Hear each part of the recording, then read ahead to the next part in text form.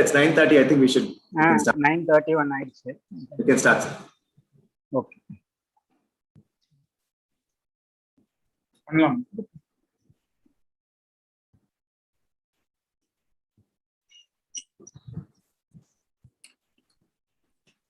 Start பண்ணிடலாமா sir? Start. A very good morning to one and all who have gathered for this Zoom meeting conducted by Department of Public Health Dentistry, KSR Institute of Dental Science and Research, path to publication.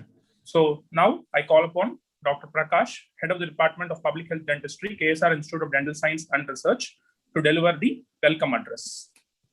Thank you, sir. Good morning to all. Welcome to this program, Path to Publication. At the outset, I would like to extend our gratitude to the Chairman, Dr. K.S. Rangasamy, and our Vice Chairman, Mr. R. Srinivasan, for extending their support and wishes for this program. I welcome our Principal, Dr. Sharath Ashokan, who has been a guiding force and constantly giving his valuable inputs for the conduct of this program. Welcome, sir. I would like to extend a hearty welcome to our dynamic speakers, Dr. Gopi Krishna, Dr. Madan Kumar, and Dr. Vigneshan. And we would like to welcome all the participants, including very eminent professors, staff members, interns, and my colleagues from all over the country, starting from Tamil Nadu, Kerala, Karnataka, Telangana, Andhra, Maharashtra. So there are many participants. The number of registration has crossed nearly 500. And it includes nearly 170 staff members, 170, more than 170 postgraduates, and 140 undergraduates. So it is an overwhelming response to this program. I'm very thankful to the participants. And this program, publication, path to publication, why it is important? As we know, the base for evidence-based practice is ultimately publication. The researchers, to disseminate their knowledge, publication is very important. And in other ways, to update ourselves and to know the recent advances, publication helps us in many ways. So I welcome you all to have a thought-provoking, informative sessions on this topic, path to publication. Thank you. Thank you, sir. Now I request Dr. Sharath Ashokan, sir, Principal, KSR Institute of Dental Science and Research, to say a few words regarding the CD program. Over to you, sir. A very good morning to everyone present here. At the outset, I'd like to congratulate the Department of Public Health Dentistry for organizing such an event. And for this particular topic, I think you have selected great speakers. As far as I have seen Dr. Gopi right from my undergraduate days and then doing PG in Meenakshi. We did the same thing like UG and Amalai PG Meenakshi.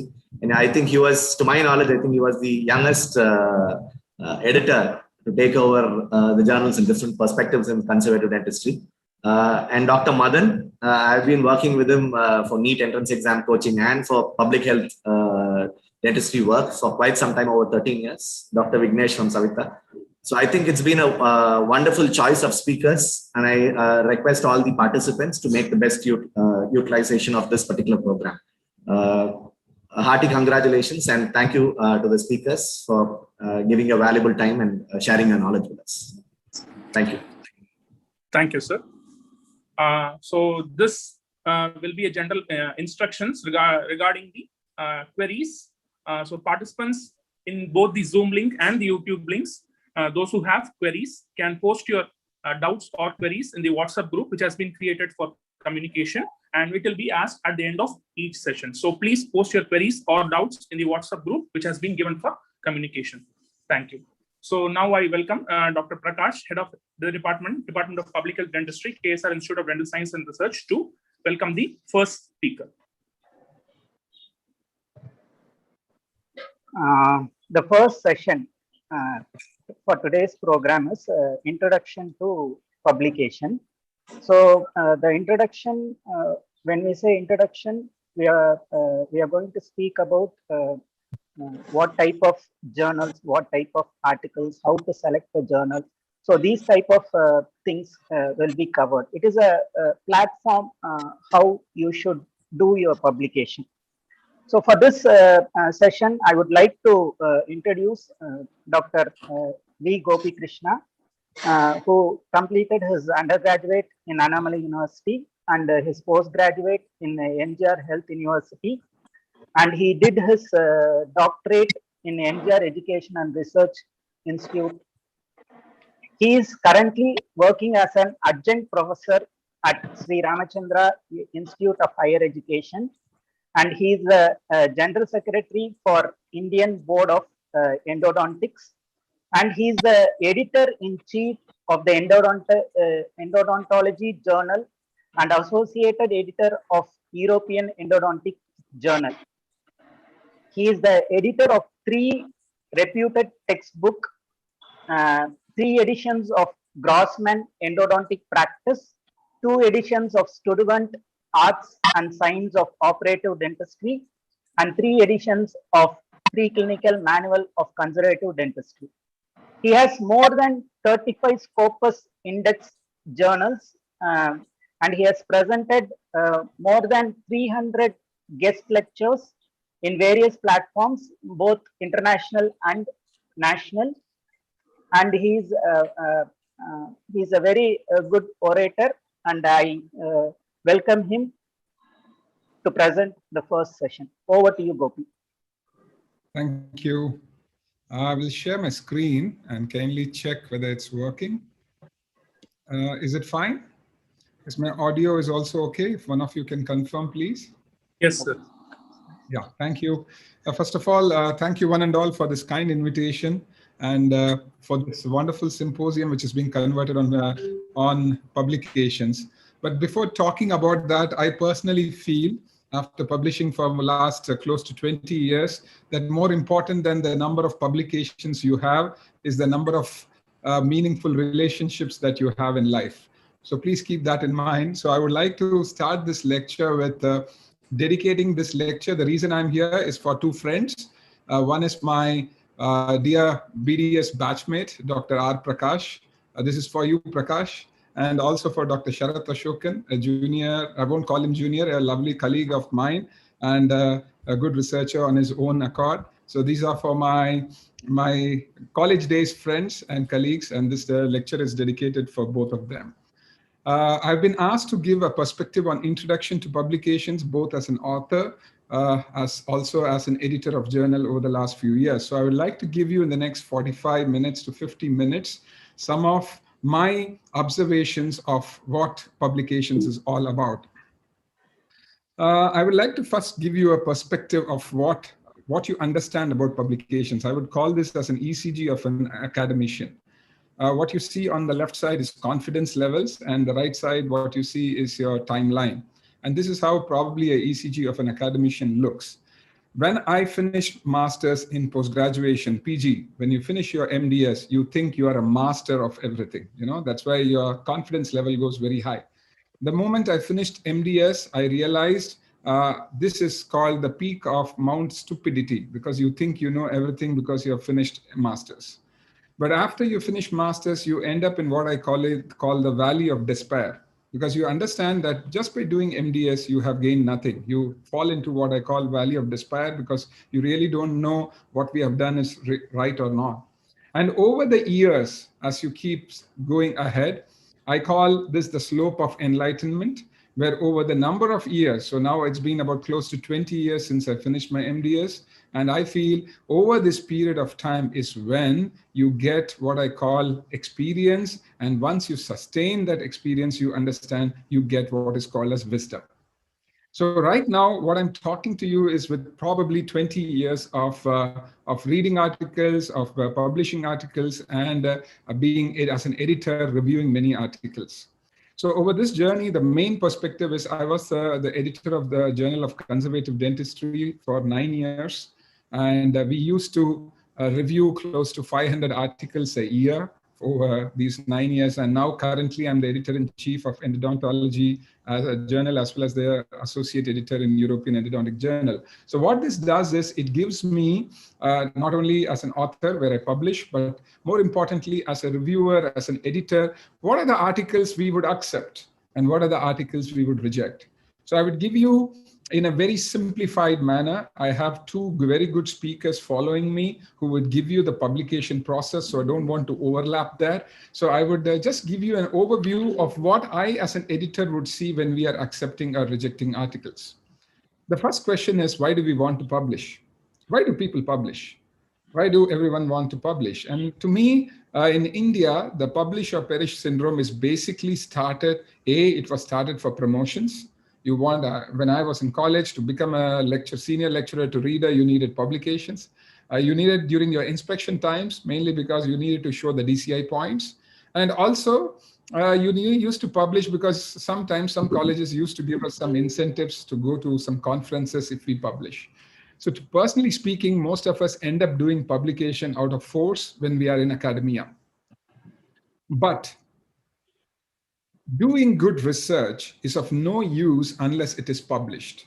And published research is what would give you what I would call good clinical impact. So research and clinical dentistry is hand in hand. The quality of a profession is directly proportional to the quality of the research which goes into that. So clinical work, in the end of the day, if you ask me, I'm a clinician. Every single day, I'm doing endodontic clinical practice. I'm more of a clinician now. And every day when I'm doing in my clinic root canals, I have questions. Should I use an intracanal medicament or not? Which is the best painkiller I should give to my patient? Which is the best sealer I have to use? If I want to disinfect the canal, how do I do it? If I'm not getting anesthesia in my patient, how do I anesthetize better? These are all basic clinical questions. And all these clinical questions can be only answered when good clinical research comes out. So research is not something only for textbooks or only for journals. Research is what will make clinical practice better. So I would now make you understand in publication, what are the top 7 reasons why I would personally reject articles. Over my experience of thousands of reviewing articles, what are my top reasons where we accept or reject articles based on reviewer and associate editors' inputs? Number 1 is poor study protocol. Now, when I say poor study protocol, let's understand what is good research. A good research is one which answers a relevant research question. So please beware of key article syndrome. You know what is key article syndrome? When I was a student, most of the PGs will go to the library, get an article, and which is a key article, they will say, and they will exactly replicate that research again for their MDS dissertations, and then they want to publish it. If your article is republishing the same data, we don't have great importance in getting those articles published. So keep understanding, copying somebody's research and replicating the research is not going to get your well-done research published. It becomes more difficult. So make sure your research question is relevant. And the second reason what becomes a good study is a study in which the question might be the same. It is the same question I'm asking, but I'm using a more accurate and sensitive methodology. We all know the root canal morphology of teeth. We know a molar has 3, 4 canals, sometimes 5 canals or more. But if I use a very sensitive micro CT analysis of teeth on Indian population, then my study will get immediately published because I'm using a very, very sensitive methodology. If you today give me any study on COVID, and you say, what are the COVID implication amongst endodontics, or what aerosol is doing on endodontists? It's a very relevant question. Even if you do a survey on that question, we will get it published. So sometimes you need to realize a good publication should have one of the two. It should either have a very good research question in which you have done very simple methodology, no problem. A questionnaire is a simple methodology. You don't have to go to any lab, but it will be published if you are going to have a relevant question. Or you please take established research questions and use a very, very sensitive methodology. Here in India, I find this part is very difficult. If you are sitting in cutting edge labs across the world, then you have access to very good sensitive techniques to assess. Otherwise, it's more difficult. But in India, the other advantage is that you can do a lot of clinical research because we have more patients than anybody else. So the other area where we are more prone to accept articles is when it is done on in vivo patients than in vitro. I'll come to that a little later. Now, what is this research question? It is the heart and soul of your research. Sometimes your research question can be really unique, it's very unique, and you can, I did a research, 3 of my most cited articles are on the use of coconut water as a medium for transport of owl's teeth. This research question came to me mainly because I was correcting final year BDS answer papers. And one student had written for owl's tooth transport media, coconut oil as an answer, coconut oil. And I called this boy and I was asking him, what made you think? He's from obviously Kerala. So he said, no, sir, I didn't know any other answer. So I put coconut oil. So that's the time I thought about coconut water and we did some research. But these are things which will happen once in your lifetime. But more importantly, for you as a researcher, any student or any young staff, the problem of India has been that we do too many different types of research. On one year, we will do a research on, for instance, I will give you examples from my field. One day, for one student, we'll do a research on glass ionomer cement. For another student, we will do it on endodontic sealers. The third student, we will do it on caries risk assessment. All are coming under my field, but I'm not doing focused research. So please, when you do research, try to do research on one single area. Do not spread your foot too much. Choose a topic, or in your specialty, choose a topic. In your topic, choose a subtopic. And in that subtopic, you should do research. And after that, always follow up all your studies on that same subtopic. Over a period of 5 to 6 years, you will become a master in that and you will be asked to present. You will get more value out of your research. I'll give you a very good example. Before coming to that, when you are going to take and do literature search to find a good study, what do you see from? Most people go and check for the title. They only see the title. But I would say, and then they will read the abstract, title, abstract. I would say before that, please, 2 things I do when I'm quickly going through any article. I will see which journal they published and who the author is. For me, more than the title and more than the abstract and the results, I will only see the credibility of the research comes from 2 things. One is the journal title and one is the author. So getting it in an indexed publication, getting your journals. So when you do review, make sure that you are also seeing that your study, your review of literature is basically from good journals. Why this is so important? Because everybody goes by Googling or PubMeding and checking the title and the summary. Many few check the author track record and also the journal track record.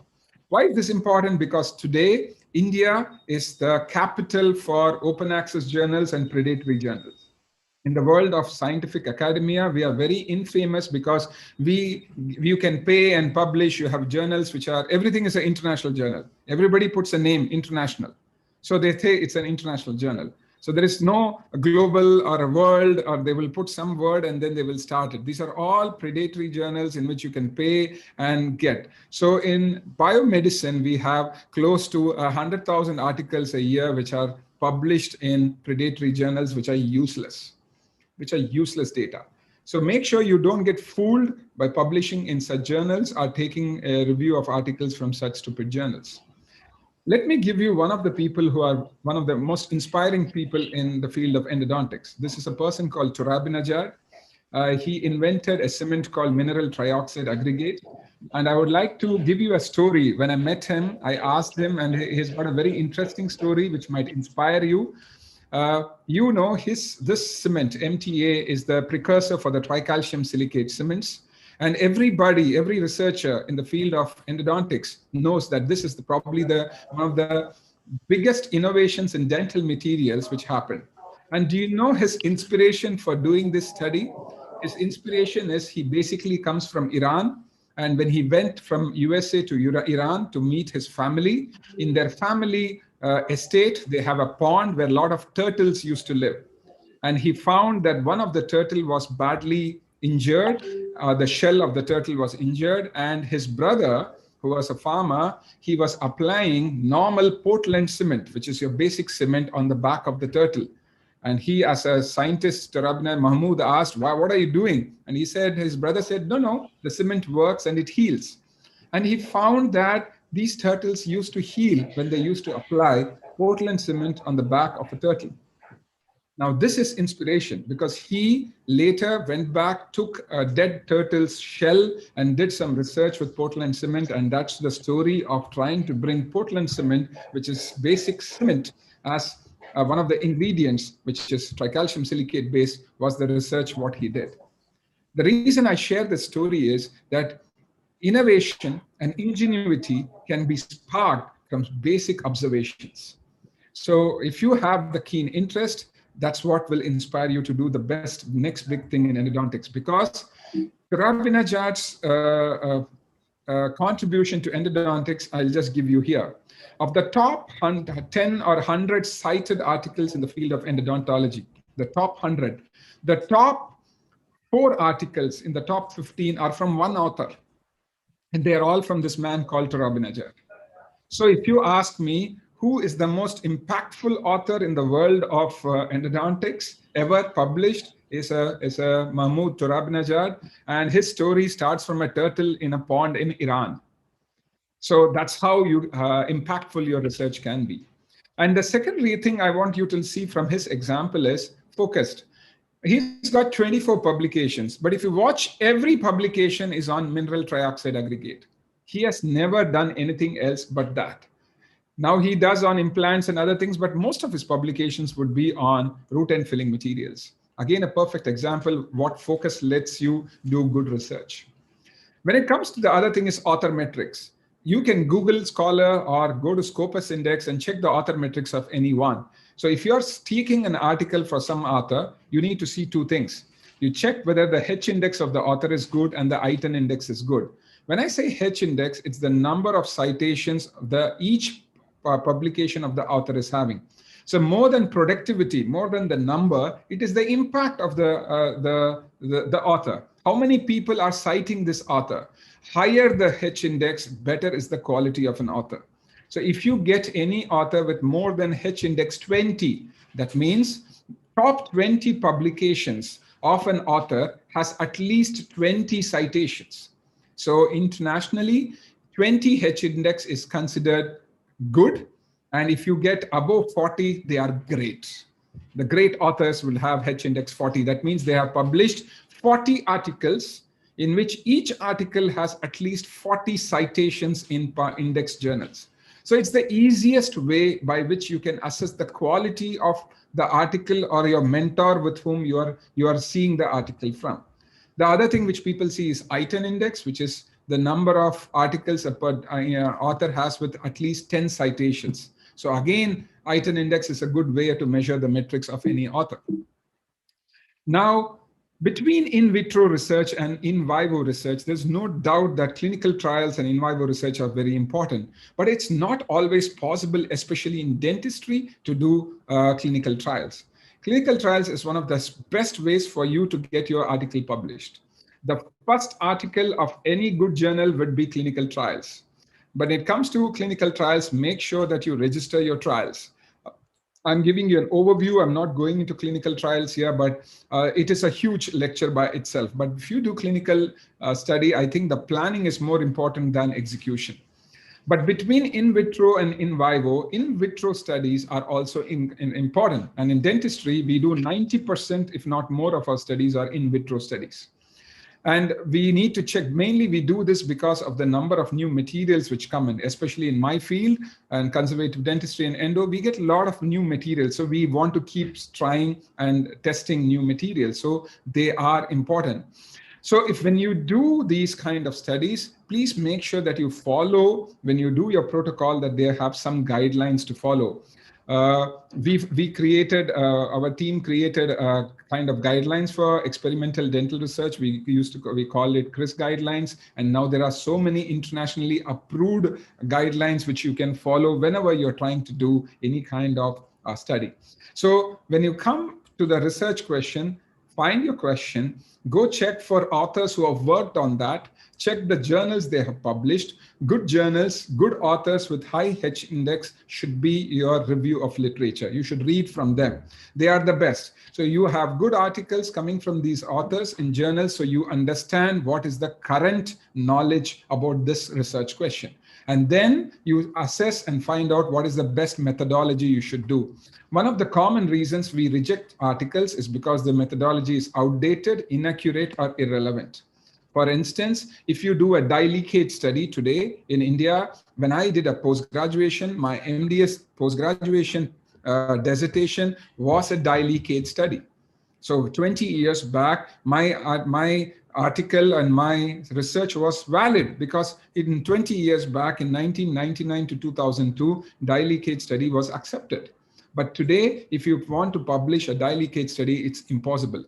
The zone of inhibition microbiology studies, where you do it on Petri dishes, zone of inhibition studies were very popular. Even now, we suddenly get people trying to publish articles. It will never get published. So the clearing studies, I can go on. So the methodologies, as time goes, is irrelevant. Earlier days, you could do spiral CTs and CBCT to give me a unusual anatomy case. But now we would ask you to do micro CT scans. So every time you need to understand what is the acceptable methodology for your research question. You might do the equal number of sample size, you will do everything right. But if your methodology is redundant or irrelevant, no good journal will accept publishing it.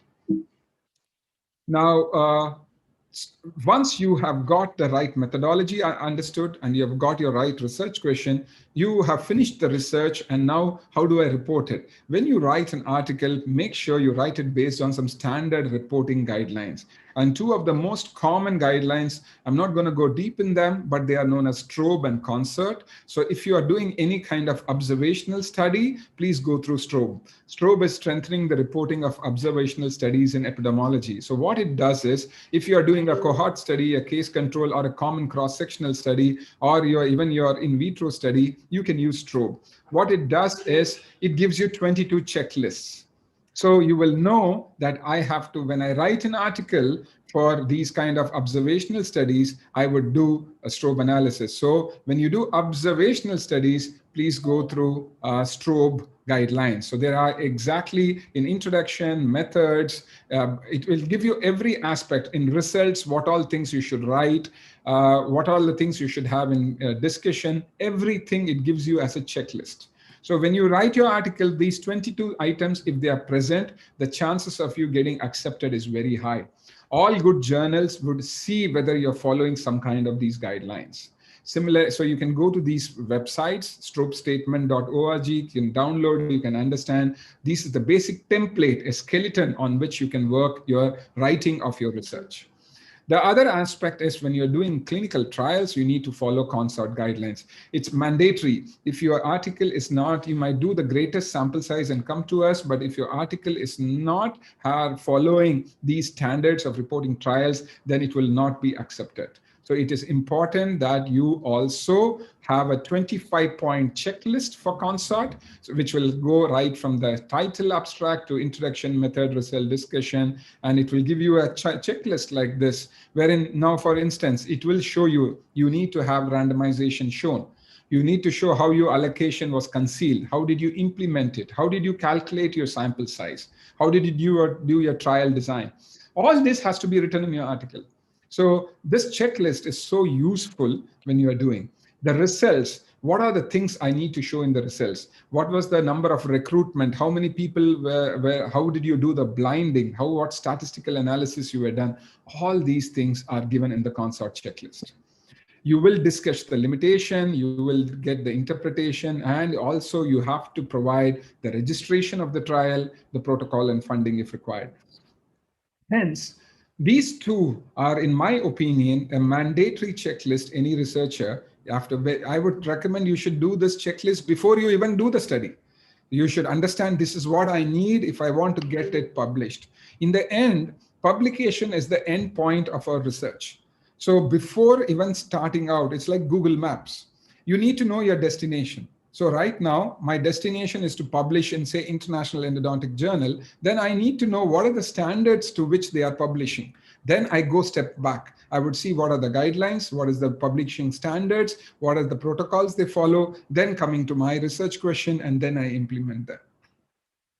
The third reason why we reject articles is because of improper sample size and statistical methods.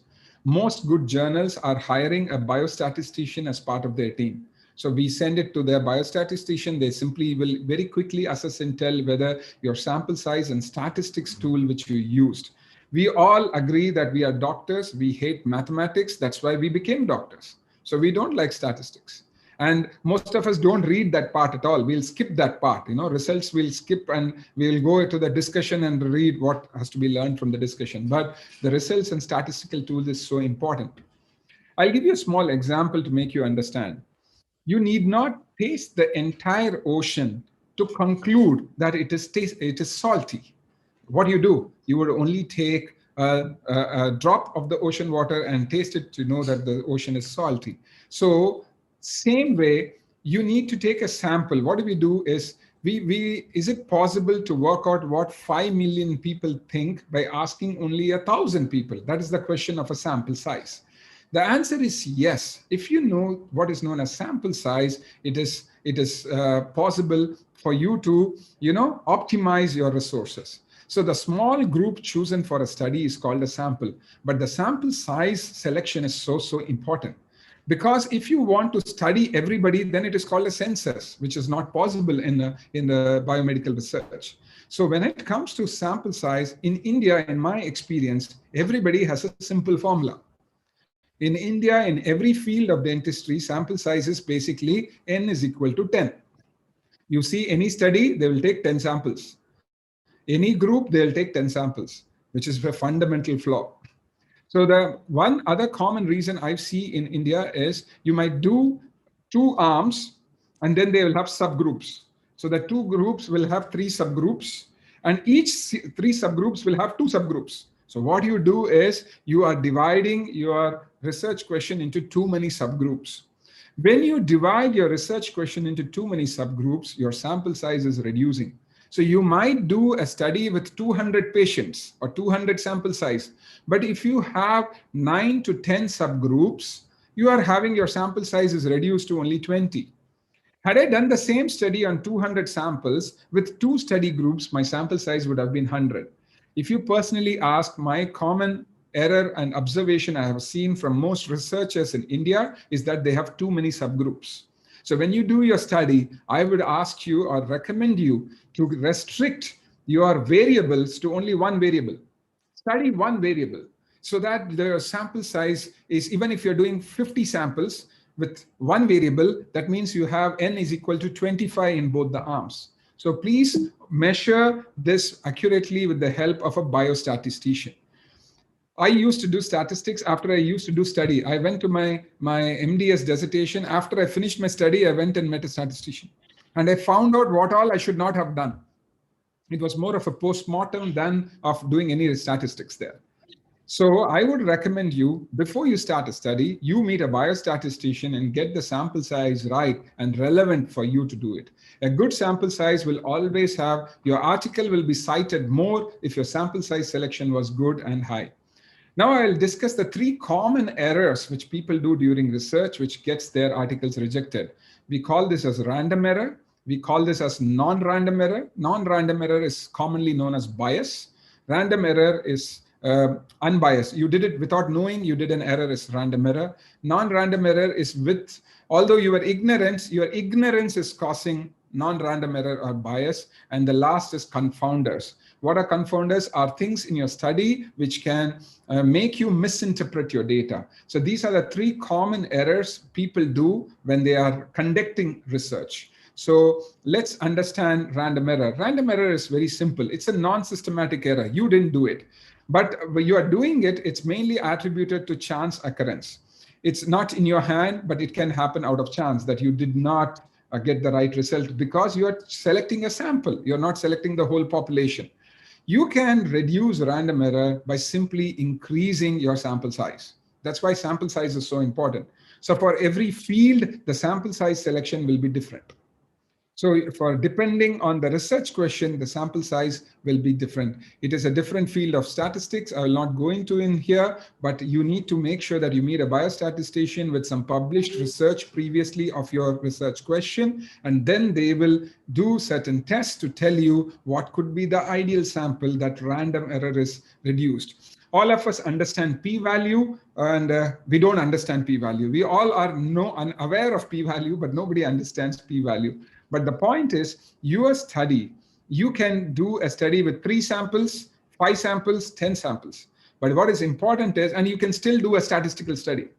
That is not the question here. You need to do a study with enough sample size so that the p-value is significant in a way that it is not causing random error. That is the significance of p-value.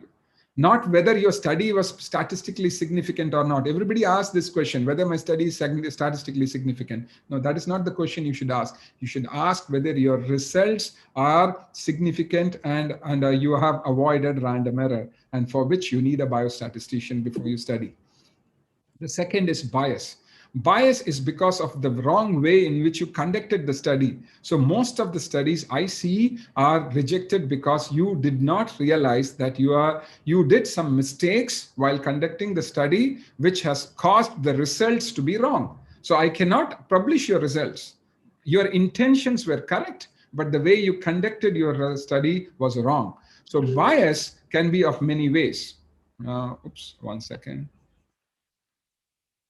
Yeah, bias is a systematic error which has creeped in while you have conducted your study. You cannot say I did 1,000 sample study, but you conducted in a wrong way, then it is biased.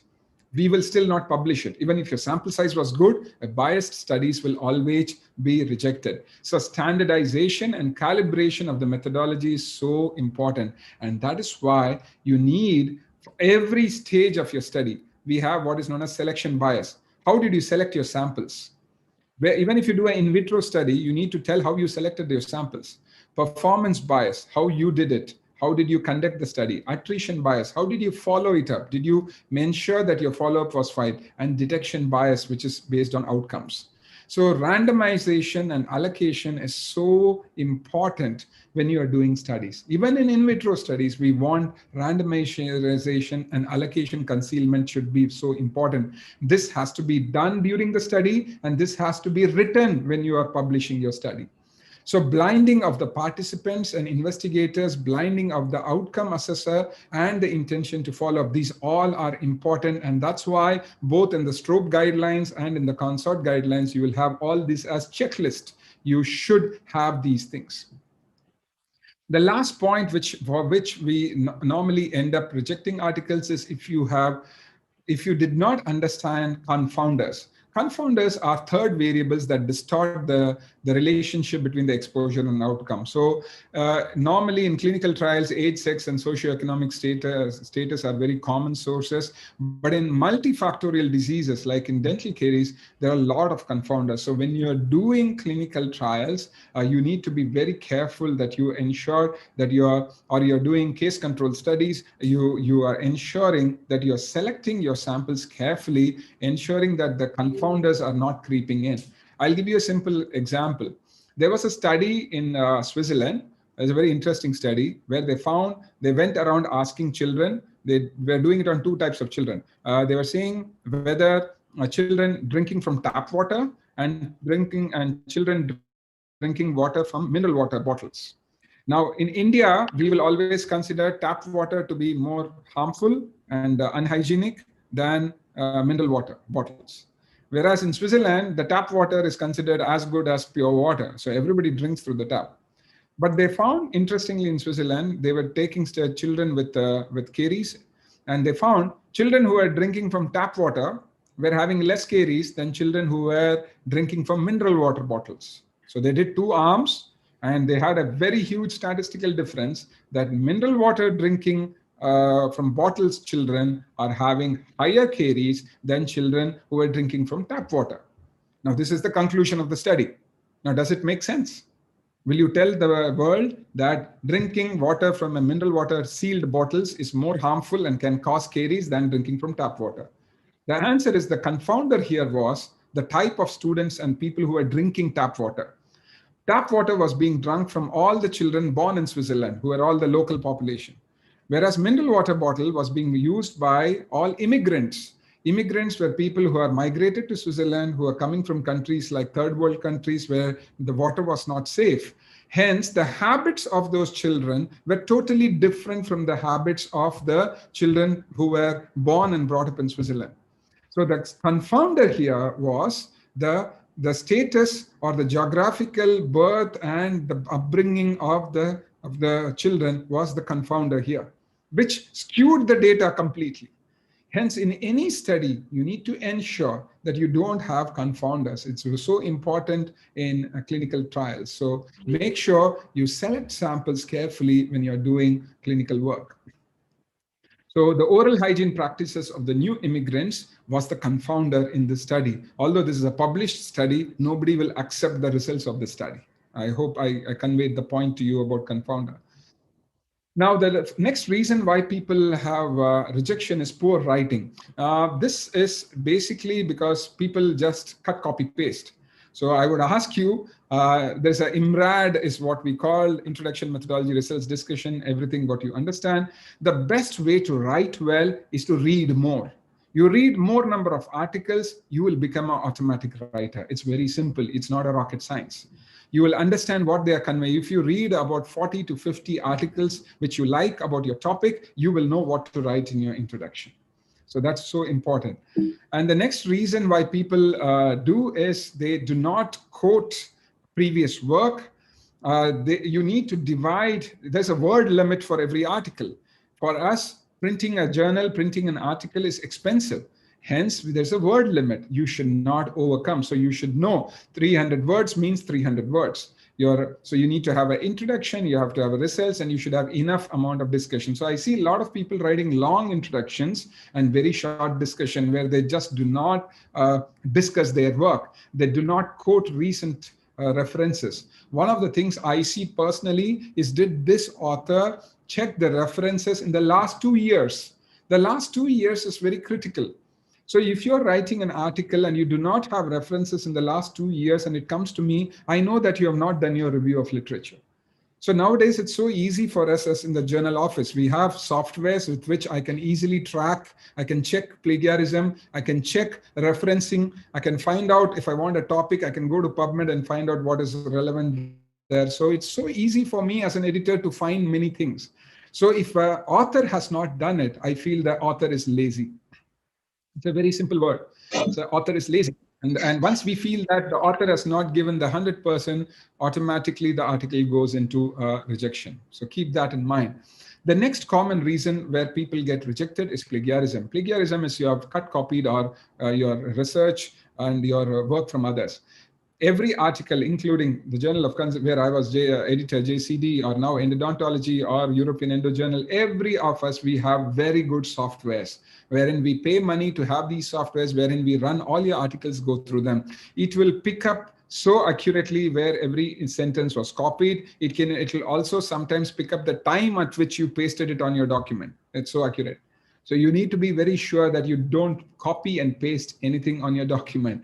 That doesn't mean you can type it and copy and type it's a better way. No, but you have to write your own. So the best way to avoid is that you write yourself. You can read a lot of articles, but I would always recommend write yourself, roughly write yourself, then you bring your references in. That's the best way to do it. The next reason why your article gets rejected is you pick the wrong journal. Now, one of the highest ranked impact factor journals is obviously everybody knows Lancet, but the New England Journal of Medicine has got a 47 impact factor. And Indian journals would have 0.4, 0.3. So if you publish one article in, say, Lancet, it is equal to 100 publications in a Scopus indexed Indian journal. That's the difference of magnitude. So impact factor is so important when you're doing. So try to publish your articles in Scopus indexed. For us in dentistry, obviously PubMed and Scopus are the two broad areas where we are doing, but try to get them in a good journal is the important. But more importantly than the journal, try to see whether they will publish your kind of work. I'm now the editor of Endodontology. My journal will publish only endodontic topics. We will not take any restorative topics. But since I am the editor of the previous journal, which was Journal of Conservative Dentistry, a lot of authors send their restorative papers to us in endodontology. How do you expect us to publish it? It immediately goes into rejection, waste of your time and our time. So please read what is the overview of each journal. And then you would know. So I'm just giving you some of the top dental journals internationally. You will realize that Journal of Oncology, JDR, is very highly rated, 4.7. Periodontology, Dental Materials.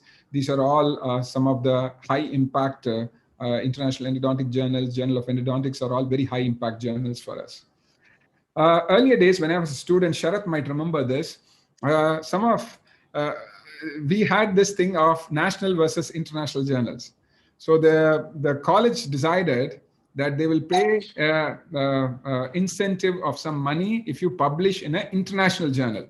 So there were a couple of people who went and published in Sri Lankan Dental Association Journal and Pakistan Oral and Dental Journal, and came back and said that we have an international publication and we need the incentive. So those days, there's a difference between state journal, national journal, and international journal. Nowadays, there's no such concept. It really doesn't matter where your journal is coming from. What is the name of your journal doesn't matter. So a lot of students think if you have a word international on the top of the journal, that it's a fantastic journal to publish. Not really. You need to see the metrics of the journal. So you have something called SJR Ranking. You can go Scopus. For all people who are in universities, they will always see your Scopus indexing. So you need to go to this SJR index and try to find out and do this. And one of the top 3 or top 5 journals in India is Journal of Conservative Dentistry. It's one of my proudest moments in life to see that we became the top 3 dental journal in Asia. The Korean Journal of Orthodontics, Journal of Perio and Implant, both coming from Korea, were the 1 and 2, and JCD became the 3rd highest ranked journal in Asia in dentistry. So you need to publish in these kind of good journals. Submitting review articles and case reports. I get the highest rejection rate is on review articles and case reports. Always remember that. Review articles are always invited. You can't write on your own a review and send it to a journal. Most of them will outright reject you. And case reports are the most difficult to get published. I'm not joking. We had a 98% rejection rate in our journals. 98% of case reports were rejected. This is one of my articles, most highly cited internationally. We have 200 citations for this. It's the first time in the world we diagnosed a maxillary first molar with a single root and canal, which we published in 2006. Now, I published this in the Journal of Endodontics, and now I got this published in JOE because I was the first one to ever see this kind of configuration. After me, there have been 2 more articles like this, but you cannot get this article again published in Journal of Endodontics or International Endo Journal, because case reports means it is for the first time only. You will never get this published again. One more tooth with single root and single canal, you might publish in a national journal, but it will not get published internationally. So case reports have to be very, very unique. You cannot have your routine case as a case report. So I get a lot of cases which are basically 2 or 3 cases of the same procedures, and they document it well. Everything is done well, but it won't get published. So journals, for us, the least important is a case report. because a case report is an outlier. Outlier means it's a rare entity. It is not going to happen daily. So we will not publish it a lot. So case reports are not published a lot in high impact journals. Keep it in mind. So I wrote a report on case reports, what I would see in a case report. So if you want to write a case report, I would recommend you going and reading this article, which basically we published in JCD. And this is basically how to write a case report with a checklist for case reports. But we always have a rejection rate of over 97%. Keep that in mind. When it comes to review articles, reviews should be always invited. My highest cited article is this. In my career, I got an invite from the International Journal of Pediatric Dentistry, which is IJPD, and I was asked to write an invited review on assessment of pulp vitality because of two of my clinical trials on pulp vitality was published in Journal of Endodontics. So I was asked, and I took help from two of my colleagues, and we wrote this review articles. And what this has done is, this was one of the toughest for me to write. I have 126 references for this review. It took me 3 to 4 months to write one article. To me, personally speaking, writing a review is one of the toughest things to do if you want to write a review in a high impact journal like IJPD. And so don't sit and write reviews. I see most students think review article is writing like a library dissertation. They just pick up few things, compile it, we call it narrative reviews, and they try to submit it. It never gets accepted. But to me, I'm so thankful that I did this review, because IJPD published about 2 years back in November their 100 most cited papers in the field of pediatric dentistry. And my article on pulp vitality is one of the top 100 articles cited. There are 2 Indians in this list, Dr. Munshi and our team. And to me, it is one of my most significant contributions to publication was this review, which I did many years back. So writing reviews should come based on your expertise, so avoid that. Doing case reports means you should do it from a real outlier case well documented. So that leaves the maximum publication conversion rate will be from original research. And original research is basically what we explained so far. So in the end, I will take 5 more minutes. I have 7 minutes on my clock, and I'll take 5 more minutes. Does it mean that you get acceptance for every article? The answer is no. In my career as an author, I have a lot of my articles being rejected. And sometimes the reviewer comments are priceless. You know, once we wrote an article on a surgical procedure, a case report, and we sent it to International Endodontic Journal. And it was rejected and sent back. And it was a surgical procedure, and we have done a surgery, and hence we had written in our article, we raised a flap. We raised a mucoperiosteal flap to do the surgery. So the word we had used was RAISED, raised a flap. And the reviewer comments, apart from rejecting our article, one of the reviewers had written, you raise chicken and children. You raise chicken and children, you do not raise flaps, you elevate a flap. This was the correction on our English. So many people say that I speak good English, and I always laugh because I remember this statement from this reviewer about raising chicken and children. Point taken, I felt very angry at that point of time, but when I look back, these are the comments which propel you, which inspire you, and you start writing and working better and submitting again and getting your work published. If you ask me in my career, in all these years, which is the most significant letter I ever received, which helped my career the most, Dr. Sharath was kind to tell me I became the youngest editor to take over as a national journal, but the journey to become an editor started from my publication as a student. And this is in 2002 when I was a MDS exam going student, and I received this handwritten letter from the editor-in-chief of Journal of Endodontics from USA. In those days, there was no emails. We used to get letters couriered to us. And this was a letter which came by normal post, in which you could see that he liked I'm the first author for this article. This was my first article publication internationally, and it was accepted in JOE, and it was published in 12 months. I became one of the first early Indians to get published in Journal of Endodontics. This was the stepping stone for my academic career, to be very frank. And my teacher, I still thank him today, Dr. Parameshwaran. I did not want to do this study. I was wanting to wriggle out and wanted to write my exam and get into clinical practice. But he was the one who motivated me to say, your study is good, you get it published. And I was worried about the cost of couriering my papers to the USA by post. But I finally did it, and this was the stepping stone. So people ask me, they think I'm lucky that you became an editor young, you wrote Grossman, you wrote StudyOne. It all started from this publication in the Journal of Endodontics, which gave me my academic significance, which allowed me to publish more, which made my teachers believe in me, which made publishers believe in me. And that's how my academic career has shaped over these 20 years. So if one of you listening to this lecture can be inspired and think, what do I gain out of publications? A lot of my friends ask me, do you get money out of it? Do you get fame out of it? What is there if you get your name cited? I would always tell them this. Grossman happened to me because of publications. So every significant move for me in my life has become because of what I did as a researcher. So to end this presentation, if you want to be a good academician publishing, do focused research on a topic that genuinely interests you. Do it focused. Review the literature thoroughly. Check the journal, check the author with whom you are going to study.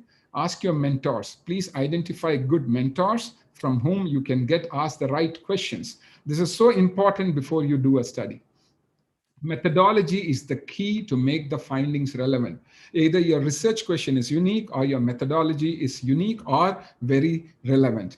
Writing is easy if you have read enough number of articles. You don't have to be a novelist. You're not be an Agatha Christie to invent a story and write. You are doing what you have done. So if you have read enough articles, I think you can all write enough. In the end, when people ask me this question, a lot of my BDS friends have asked me all through my career, why do you sit and waste your time writing articles and writing books? I will always say the answer for why publish has always come to me from this dialogue in a very favorite movie of mine called Gladiator, in which Maximus Meridius, the hero, says, what you do in a lifetime echoes in eternity. Yesterday's newspaper, yesterday's Times of India newspaper is in today's dustbin. Nobody will see it, what was published in yesterday's Times of India. But if you publish your research in a relevant journal, a good index journal, it stays there for eternity. 1968 Kakahashi's study we remember now as one of the most significant studies. So you will remember studies done 100 years back. The relevance stays if you do a good study and you get it published in a good journal. And that is the relevance of studies. And in the end, this is the thing I ask all my students to do. I ask all my students to go and I ask them, go Google your name. Go type your name in Google. And you know what will happen? Most of you, there is a common saying, if it is not on Google, it does not exist. If it's not on Google, it does not exist. So if you type your name and you get nothing in it, apart from getting your Facebook account or your Insta account, if you get nothing in Google, that means technically you don't exist on Earth. So if you want to be relevance and contributory relevance in your life, I think one of the best ways is to do publishing. So that's my take on publications. It's a wonderful opportunity here. Thank you for the team to give me this opportunity. Thank you once again, Prakash, and your college management, and Dr. Sharat for this invitation. I'm leaving behind my WhatsApp number. So if you have any questions later, you could send me by WhatsApp these things. So you can WhatsApp me or email me later. Thank you, one and all.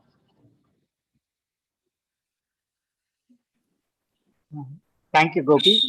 It was a wonderful presentation. Now the session is open for questions. Before a question, Gopi sir, it's always lovely to listen to you. I've always enjoyed listening to you from my, maybe as a senior in BDS days, we used to come and talk to you. Your history of from shifting from oral surgery to endo is what we talk all the time. And the coconut oil and coconut water. And it was always lovely to listen to you. And that Pakistan Oral and Dental Journal was again a reminder to me, as one of his articles was also sent that. It was always, it's lovely to hear to you again. Thank you so much for sharing all your knowledge, your expertise, and it was, I'm sure it's gives a great insight, and definitely it triggers somebody and gives everybody a passion to or a drive to do research. Thank you so much for accepting to share your knowledge and your wisdom with us. Thank you. It's a pleasure. Thank you, Sharad. Thank you. Thank you, Prakash. Yeah, one second.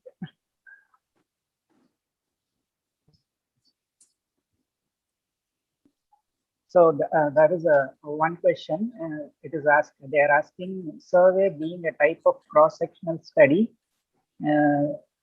should they follow strobe guidelines? When it comes to surveys, there are many types of surveys. So now we also have certain guidelines for surveys. So obviously you can take basically a strobe guideline as a basic template and then go ahead. But we have newer, if you could just ask the team, anybody later at the end of this program, I will share a website and a resource on which you can do a checklist on how a survey can be structured. So most important is you need to structure and validate your survey. So there are many checklists for that, and you have resources for that. Yes, so you need to basically do that and structure and validate your survey before going ahead. So I would probably, if you just send me through Dr. Prakash, I would send a certain resource material which he can probably distribute it to people who are interested in this question.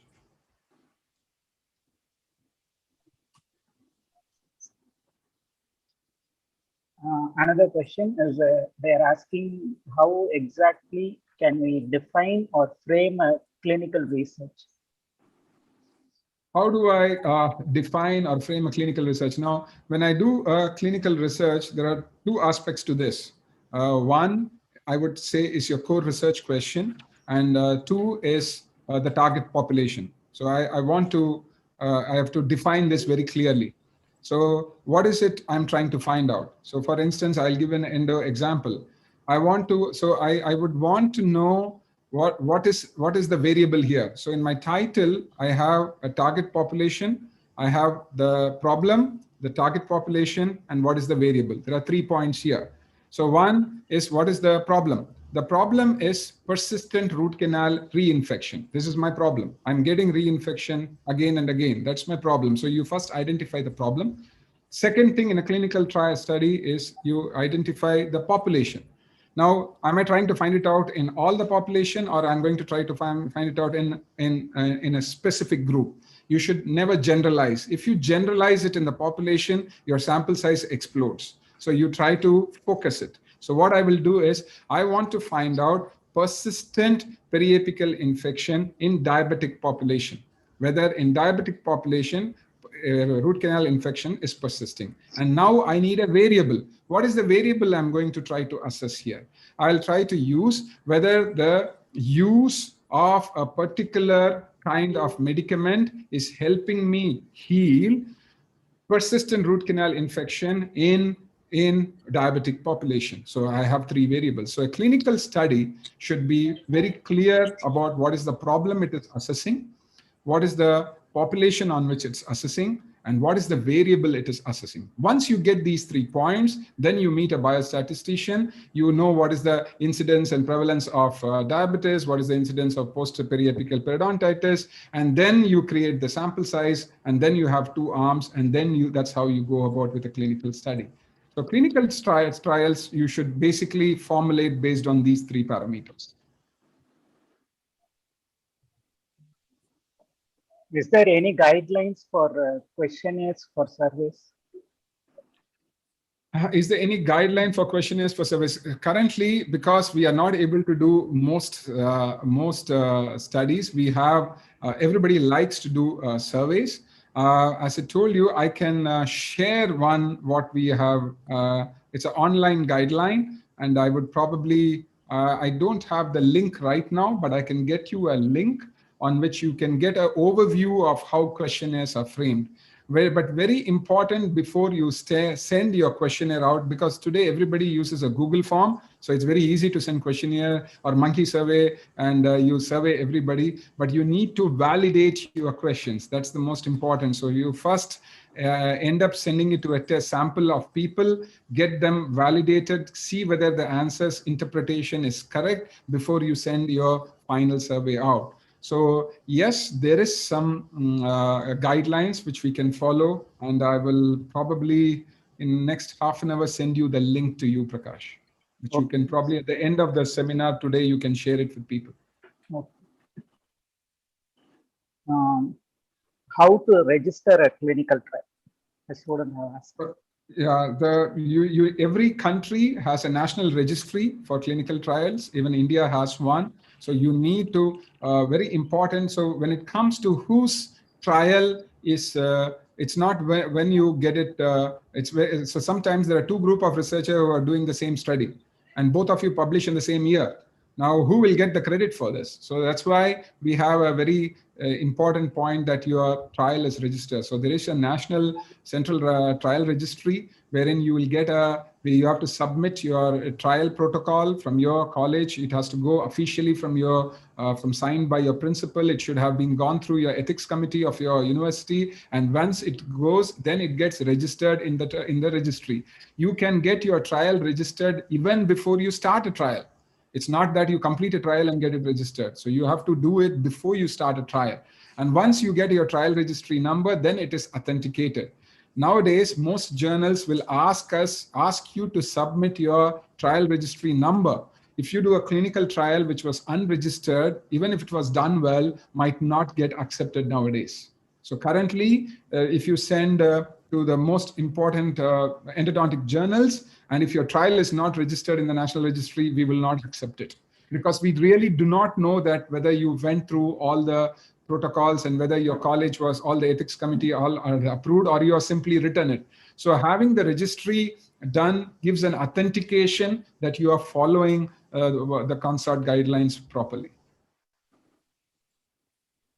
Another question, is there a sample size calculation for a questionnaire-based study?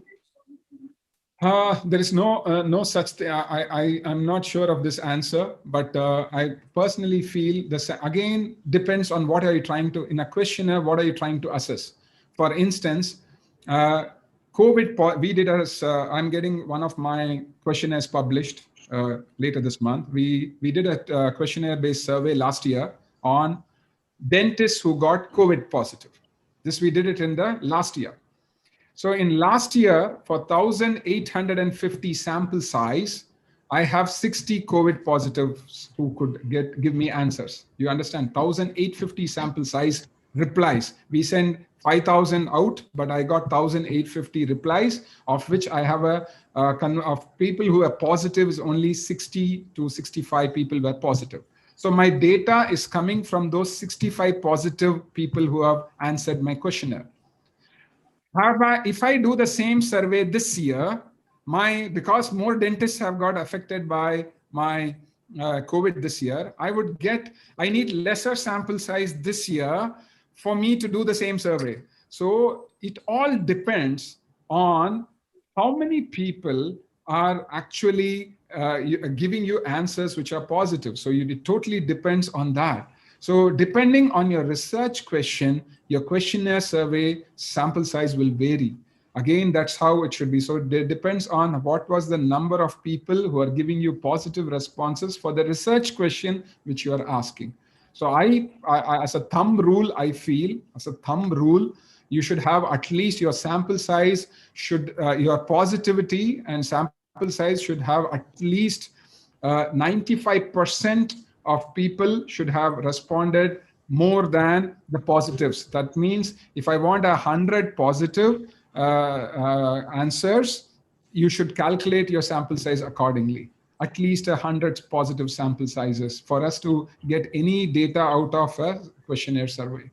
So based on this, it will vary. If I'm doing a questionnaire on smokers, my number of smoking population is much higher than population which has been with COVID positive. So depending on whom you're asking and what you're asking, the questionnaire's sample size would obviously vary. So you should do a sample survey, get say 50 people and get an answer, and you will get the 50 answers, go to a statistician. Once he takes the sample of 50 questionnaires and he sees the answers, he would probably give you the sample size calculation. A staff has asked, how will you assess a novel technique done in an in vitro study?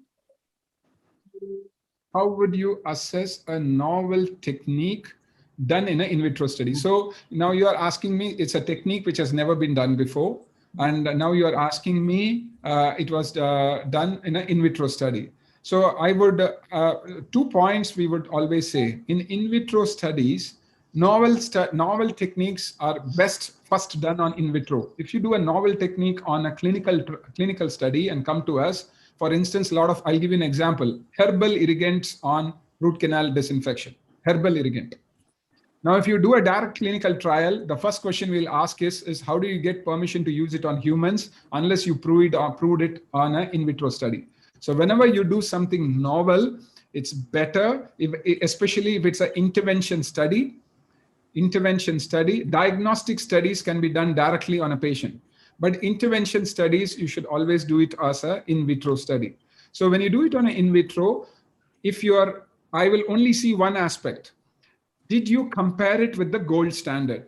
So you are trying a novel study, and now my question is, what is the other arm? The other arm should be not another herbal irrigant. You should check it against hypochlorite. So if you do a study on 2 herbal irrigants and send it to me, I will reject it. But if you do a study on a herbal irrigant versus 5.25% hypochlorite, I will take the study because you are now testing against my gold standard. The second point I would see is, how did you do the study? You did a novel irrigant, but did you use the right methodology? If your methodology is approved, if you are doing a proper methodology, and if you're doing, say, for instance, a RT-PCR study and coming to me, I would approve it. But if you come to me with a zone of inhibition study of a novel irrigant against hypochlorite, I will reject it. So novelty is accepted in vitro, but it should be done with an established gold standard and with an established methodology. Those are the 2 points I would see. How do we get registered with Prosper for systematic reviews? You need to, for everything to get it registered, you need to go and write the protocol based on their recommendations. All of these for systematic review or for your consort guideline for a clinical trial or for a clinical trial registry, we have basic guidelines given. So you need to write it according to the protocol and recommendations with a checklist which is given by them. So if you're doing a systematic review, it's a whole field on itself. There's a very clear indication of what should be your, what is the area on which you're doing the review, how can you do the review, what is the journals on which you can assess, what are the key terms, keywords you are doing, whether you are including in vitro or in vivo. There are so many checklists given for these kind of systematic reviews. So you follow those and then write according to them. That's why all fields have given you these guidelines. So whether you do a questionnaire study or an observational study, or you are doing a systematic review, or you are doing a clinical trial, we have now a guideline for it.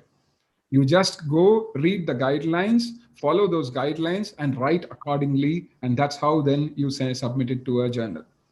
If people finish the article and then they go to these platforms, it's of no use. You should be doing it at your step 1 was what I would recommend.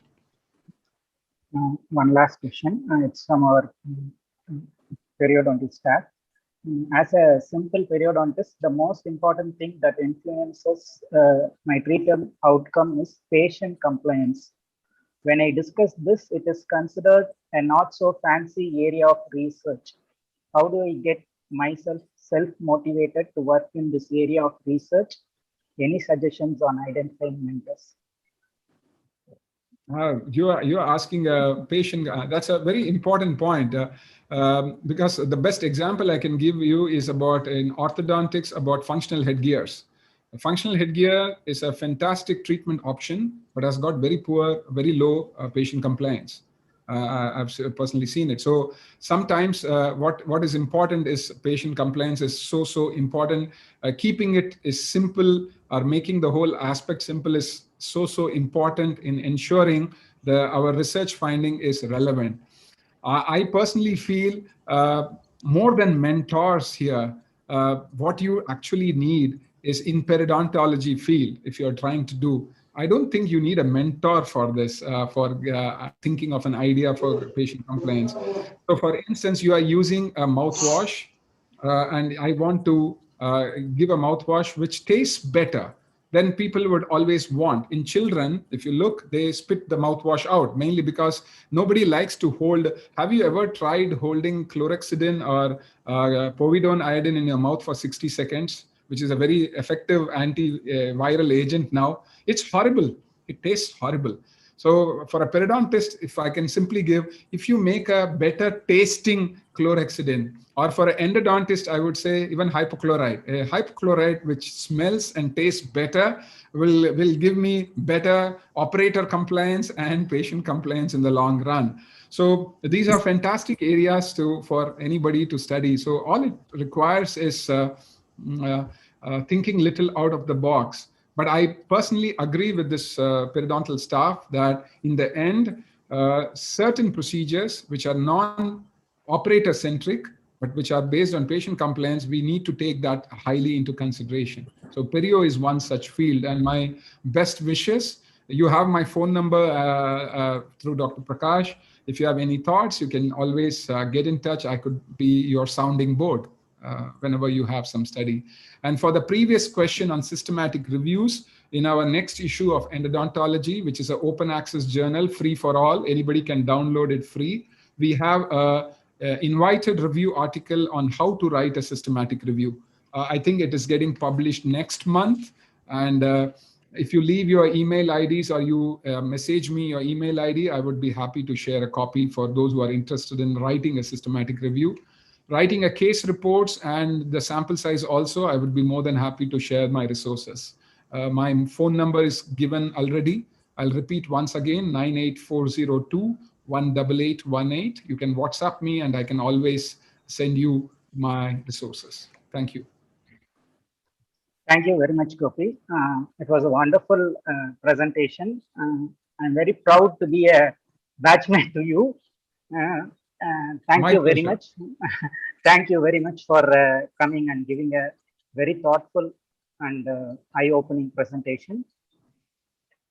I would like to give this, share this certificate as appreciation for presenting this. Thank you, Prakash. Coming Thank you, from Gopi.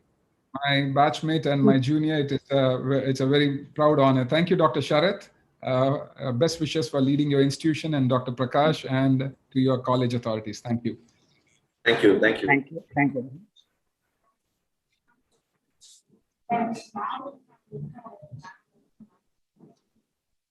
Srira. Next speaker. So thank you, sir. Thank you, Gopi Krishna, sir. Now I call upon Dr. Prakash, sir, Head of the Department of Public Health Dentistry, to introduce the second speaker for the session. Before that, I think we will go for a short break, tea break, and we will assemble after 10 minutes for the next session. Thank you. Thank you.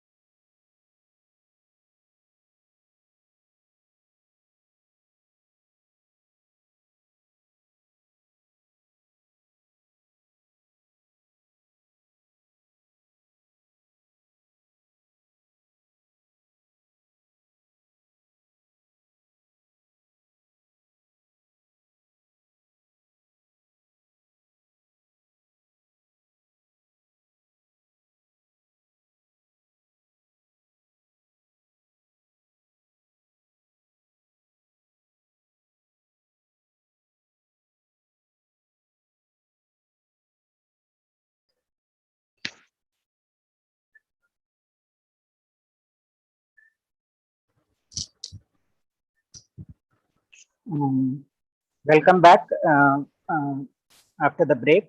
Next, we will go into the next session. The topic of this session is manuscript preparation.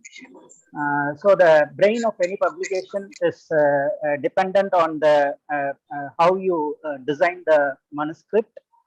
For this, I would like to call upon Dr. P.D. Madan Kumar, sir. He has completed his undergraduation in Tamil Nadu MJR Medical University and his post-graduation in Manipal Academy of Higher Education, Manipal.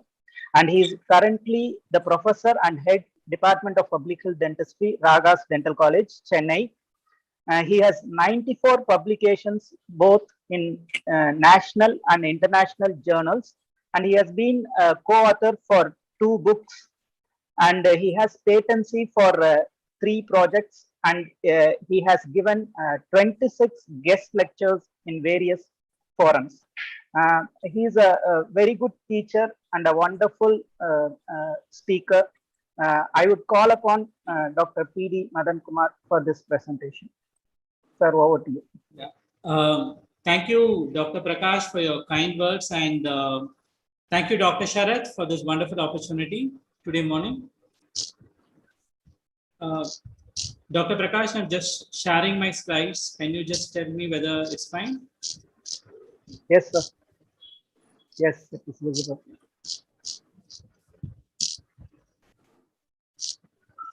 And my voice also is fine, I suppose, right?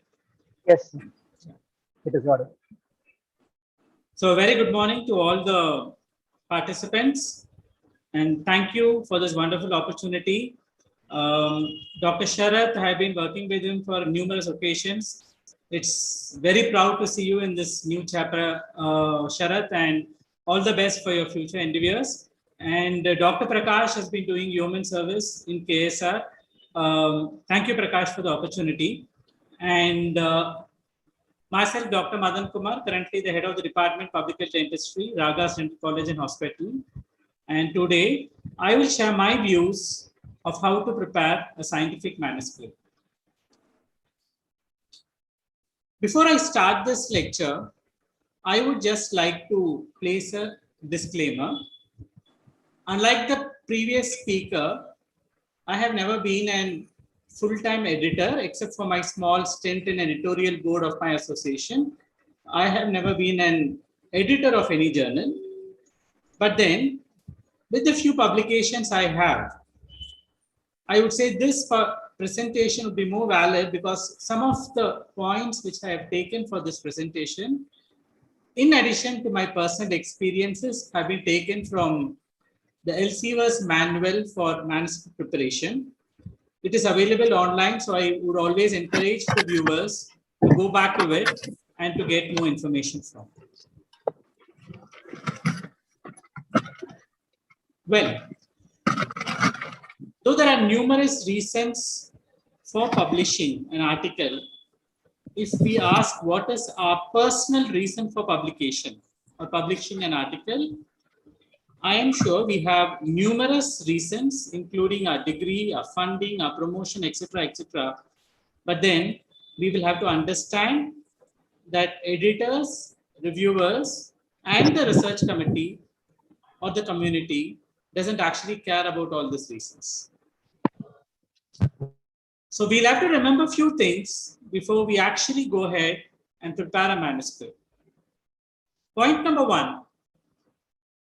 For any journal, the editors and the reviewers are the most precious resources. Many times you will see that the editors and reviewers are practicing scientists or even leaders in their particular field. May or may not. The editors may or may not get a small payment, but then the reviewers are usually unpaid. So we cannot take their time for granted.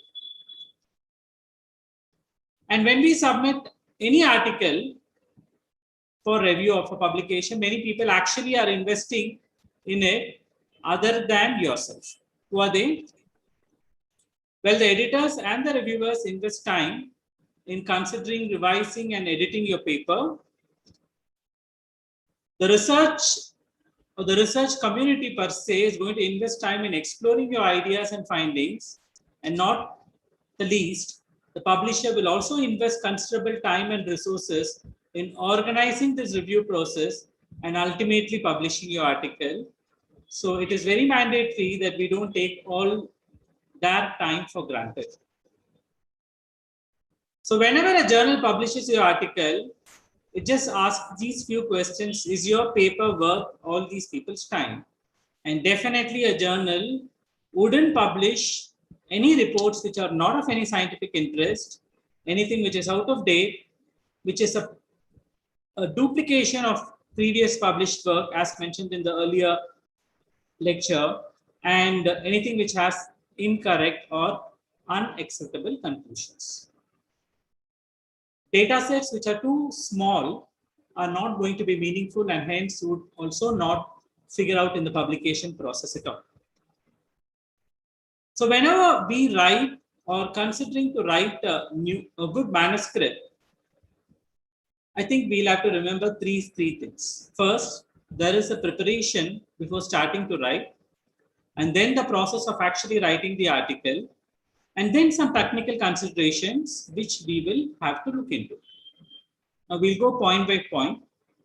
First, what are all the preparations which we need to be prepared of before we actually write a good manuscript? First of all, before you actually start the research, you will have to check the originality of your idea. And to check the originality of the idea, we have 4 questions. Whether you have done something new and interesting, is it anything challenging in your work? Is it related to the current hot topic? And are you providing some solution to a difficult problem? Well, if you answer an yes to all this, you can start preparing your manuscript. But again, I would reiterate the point that your solutions need not be complex solutions. If you see any funding body, including the DSIR or the CSIR, fundings are given to practical solutions and not to complex solutions. So you don't need to have a very complicated answer to the research question, but then what they are looking at is just a practical solution which can be implementable. And that is what I feel any research is also looking at. Decide on the type of manuscript which you want to prepare. Most of our article, or preferably, has to be an original article, which is the most important paper with substantial evidence and a complete piece of research which we are looking at. There are some letters or rapid communications or short communications which are for quick and early communication of advances which is already there in the field. Now, there is an existing thing you want to add on it. Well, you can always have a rapid communication. They are very much shorter in terms of size and also in terms of acceptance and also in terms of numbers of words. And the last but not the least is the review papers. To be very honest, a review paper summarizes everything in that particular topic, everything which has been previously reported and all that stuff, to give a summative view of what is happening in that particular topic. And definitely, because it is a summative evaluation, it will be actually invited by actually the research by the journal, definitely by or to a person who is actually has published well or proven his identity well in the field. So review papers are not for everyone. It is if you have a proven track in that particular field, and well, if you're invited, it is then you can go on for these papers. It is my personal feeling that most of us go wrong in choosing the right journal. And that is where the supervisor or a colleague would actually help you one. Definitely articles in the references would lead you to the right article or the journal to send your article for publication. One thing which I would like to highlight here is do not gamble and send your article for publication into multiple journals. Submit only once. If you see the international ethical guideline, it prohibits you for multiple or simultaneous submission. And the best part is the editors do find it out. And once they find it out, it actually gives us a bad precedent. And last but not the least, whichever journal you have selected for sending your article, please go through the guidelines for the authors. I have just given you some guidelines for one of the journal which I always want to publish, CDOE, which very clearly says that the last sentence of your introduction should precisely carry the purpose of your research. He has mentioned it very clearly, and he has told that it should not be mentioned in the method results or in the conclusions. And he would have emphasized it very clearly that simple data has to be put forth, and with no need for text or tables. Give absolute values, no percentages, and please don't write the table 1 shows it or figure 2 demonstrates and all that stuff. These are very explicit, and when we deviate from all these explicit instructions given by the publisher or by the editorial board, there simply is no reason why they should review our article, and they would right away reject it, telling that it is not complying with the guidelines which has been issued. So these 4 things we'll have to be very clear of before we actually go ahead and start writing the manuscript. The second part of the manuscript actually comes the construction of your article, or basically how you go ahead and write the article. And when we go ahead and write the article, I'm sure you all know all the parts of an article is. You start with the title, authors, abstract, keywords, and then you go to the main text in terms of IMRAD format, and then you acknowledge reference with supplementary materials which you have, if you have any. The title, author, abstract, and the keywords makes it easier for searching the article and for indexing. It is very informative, has to be attractive. Each component of introduction, methods, results, and discussion has specific functions, which we will probably see later. Though this is the typical way how the article should look like in a printed format, but then,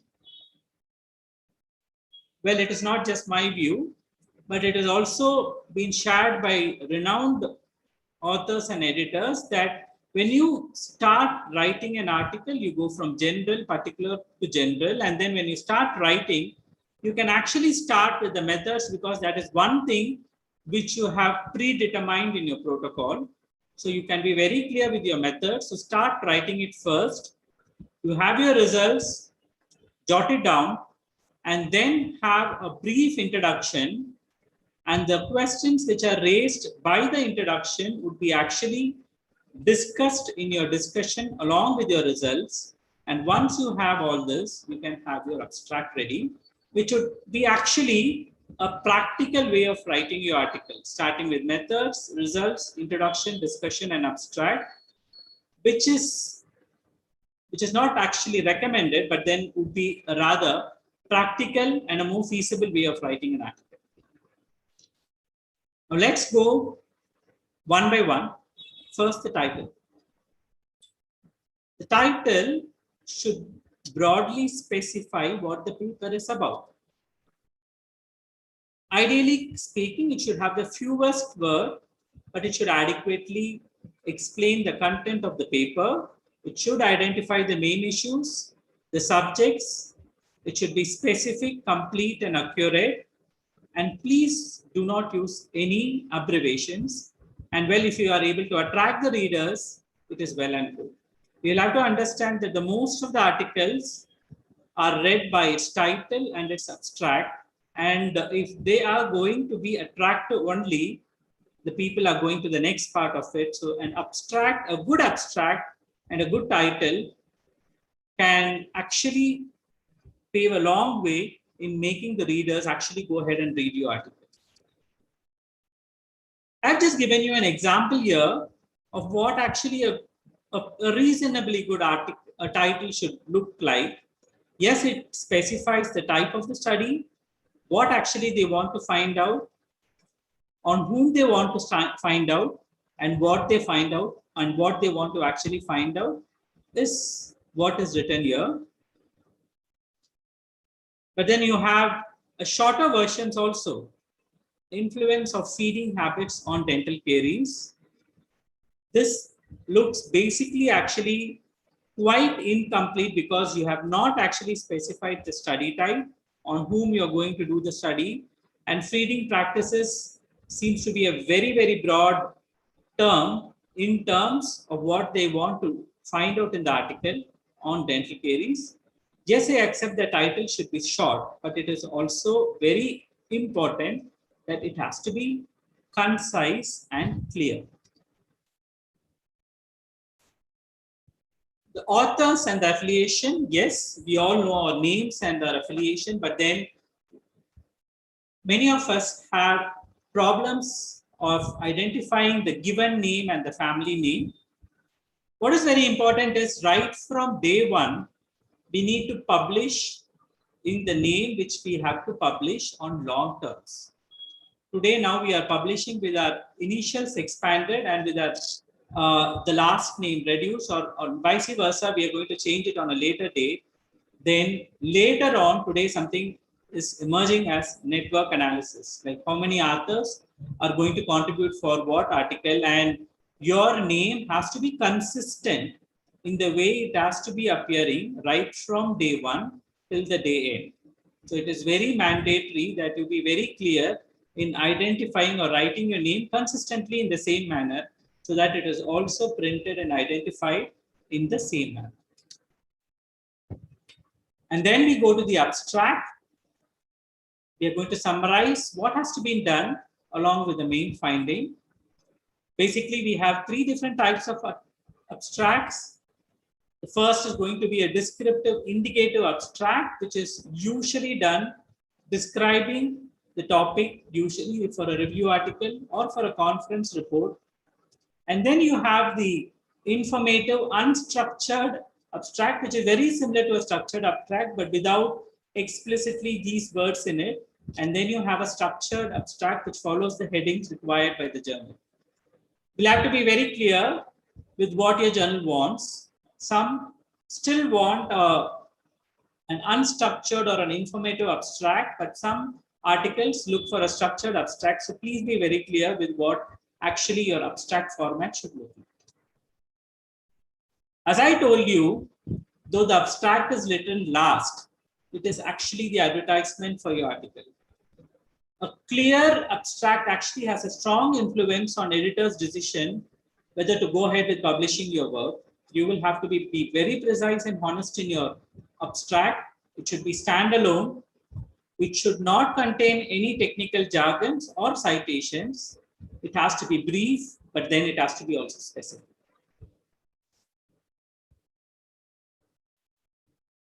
When you're selecting the keywords for your manuscript, please follow the mesh terms or the medical subject headings. It is given in PubMed. The basic idea is if you follow the mesh terms for your selection of keywords, the search is going to be better. Your article could be better identified. It could be better cited. And hence, the visibility of your article would also be better. Definitely avoid words which are of very broad meanings. And you are eligible to have abbreviations, but then it should be firmly established, preferably avoided any abbreviations in keywords. Now we go to the introduction, where the problem what you have studied has to be elicited and a rather solution, and why you are actually going ahead with the study has to be specified in your introduction. So you will have to be very clearly specifying what is the problem in your introduction, what are the best existing solutions. You will have to list it out. And for this, you need to have sufficient background information of previous publications. If you have done a good search of your previous publications, that will actually form a background for your study, where you will also able to tell the nature of the problem and the existing solutions which can tackle the existing problem. But then this knowledge would also help you to identify the limitations of the existing solution, and you can also put forth your solution and hope what you're going to improve on it.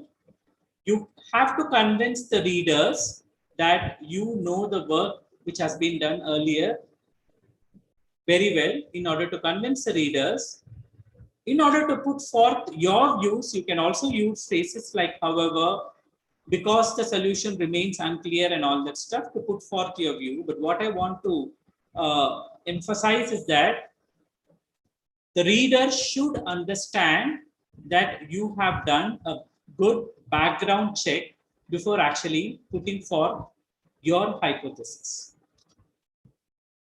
We find this very commonly in introduction, where we always use the term some recent publications, etc., etc. Whenever all these terms are used, it is better you cite it with references. As I told you, this forms the framework for your research question. So you cannot be very vague. You have to be very clear. So citations are very important. Relevant citations in your introduction. So take home, ideally speaking, your introduction should be very concise. Nobody wants to read a very long introduction. And as a rule, it is recommended that introduction should be no longer than 10% of your total manuscript. Pay special attention to coherence and cohesion of your lines.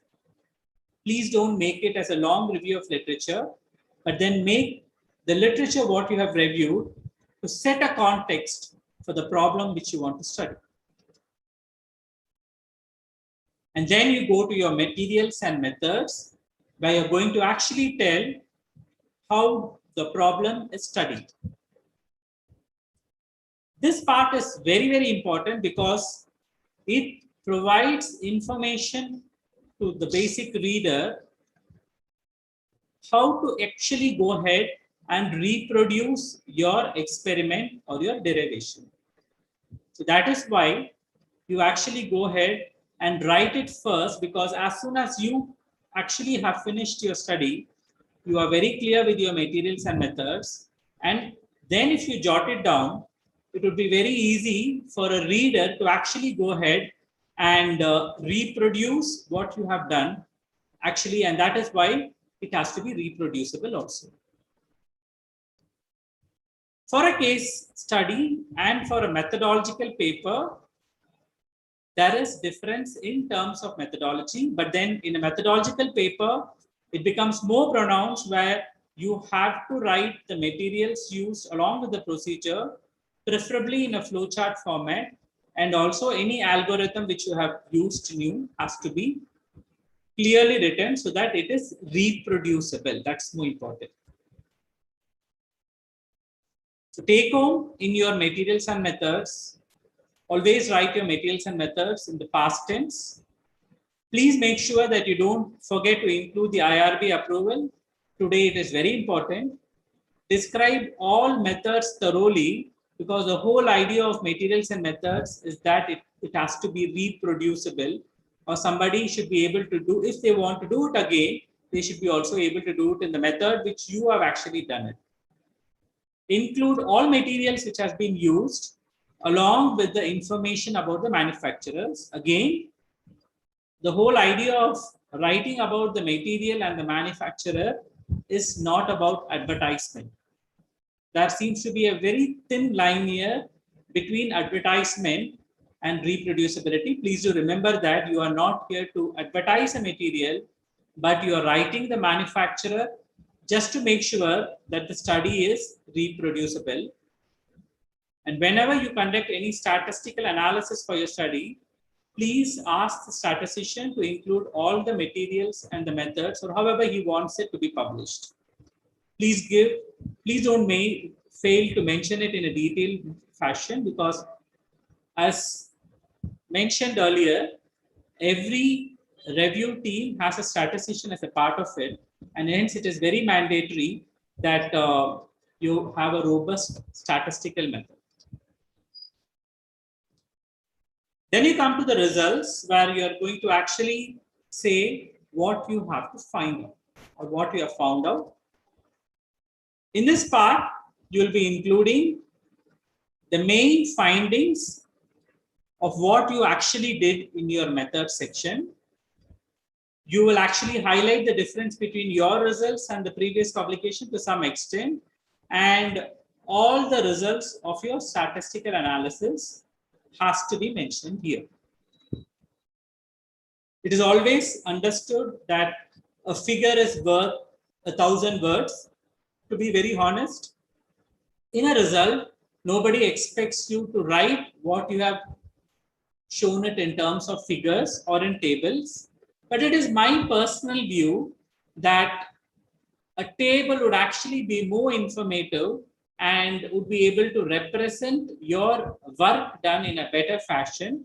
But then I leave it to the view of the august audience to decide on it. You should have a table to actually summarize your results. You can add on in terms of other figures, but then a figure alone wouldn't be sufficient.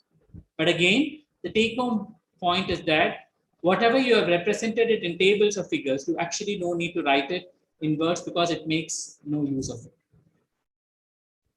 I just want to tell about a few points about some statistical rules for the results section.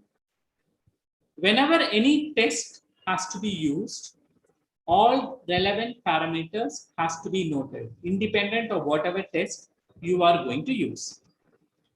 And please be very clear in mentioning standard deviation along with the mean.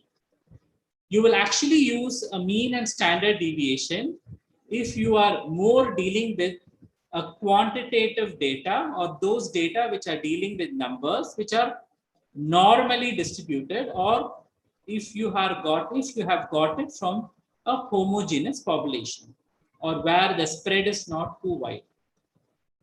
If you feel that your data is heterogeneous or it is widely spread, please go in for median and interpercentile ranges. You can have an idea by seeing the mean and your standard deviation itself, and your standard deviation and mean would rather approximately tell you whether you have got your data from a homogeneous distribution or a heterogeneous distribution. Statistics done by machines will always give you results. So even if it is an heterogeneous population, you will eventually have a mean and standard deviation, but then it would be advisable to represent those results in terms of median and interquartile or interpercentile range if you feel that your data is skewed. To be very honest, numbers should be reported with approximate degree of precision. Please don't report in terms of percentages. And when you are rounding off to 2 digits, please use the rational appropriately. But many a times in results, it is better to actually represent the numbers which are rounded off rather than percentages. It actually makes no sense if you are going to write percentages for any sample size which is lesser than 100 in numbers, for obvious reasons. And many a times we mention the p-value as either more than 0.05 or less than 0.05. Instead of that, we can actually report the actual p numbers. In fact, if the p-value is 0.06 and if it is more than that, it makes actually a lot of meaning. It can be closer to this cutoff value or away from this cutoff value. You will give an opportunity for the reader to understand this only if you actually write the exact p-value, and any statistical package which you are using or the statistician who's going to help you out in it would be rather be comfortable in actually giving you the exact p-value and you can read, and you can actually leave it to the best choice of the readers to interpret whether the value is actually more than or less than 0.05. And when you use the word significant, it should be statistically significant differences only. And please don't use that word very vaguely. So take home points in your results. Here, I wouldn't ask you to be too concise. Please do it elaborately, but avoid being verbatim. Please use tables and graphs to actually explain your results. My personal view, avoid too much of bars and line graphs. A good table would actually be able to tell you, but then in some conditions, you can use line diagrams and bars, but not excessively. And many journals now look for professional quality illustrations.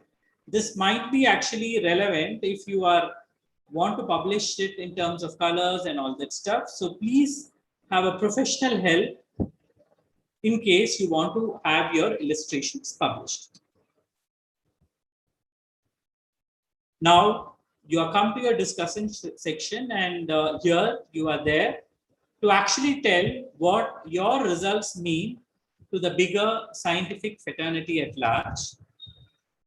And here you're going to check for the following questions: whether your results relate to your original question or to the objectives which you have underlined. Can you reach the conclusion smoothly after the discussion, because that is what you're looking at? And do you provide interpretations for each of your results? This is very mandatory. And whether your results are consistent with the other investigators or not. And if they are similar or dissimilar, why it is so, and what are all the limitations which you foresee in your probable methodology and your results.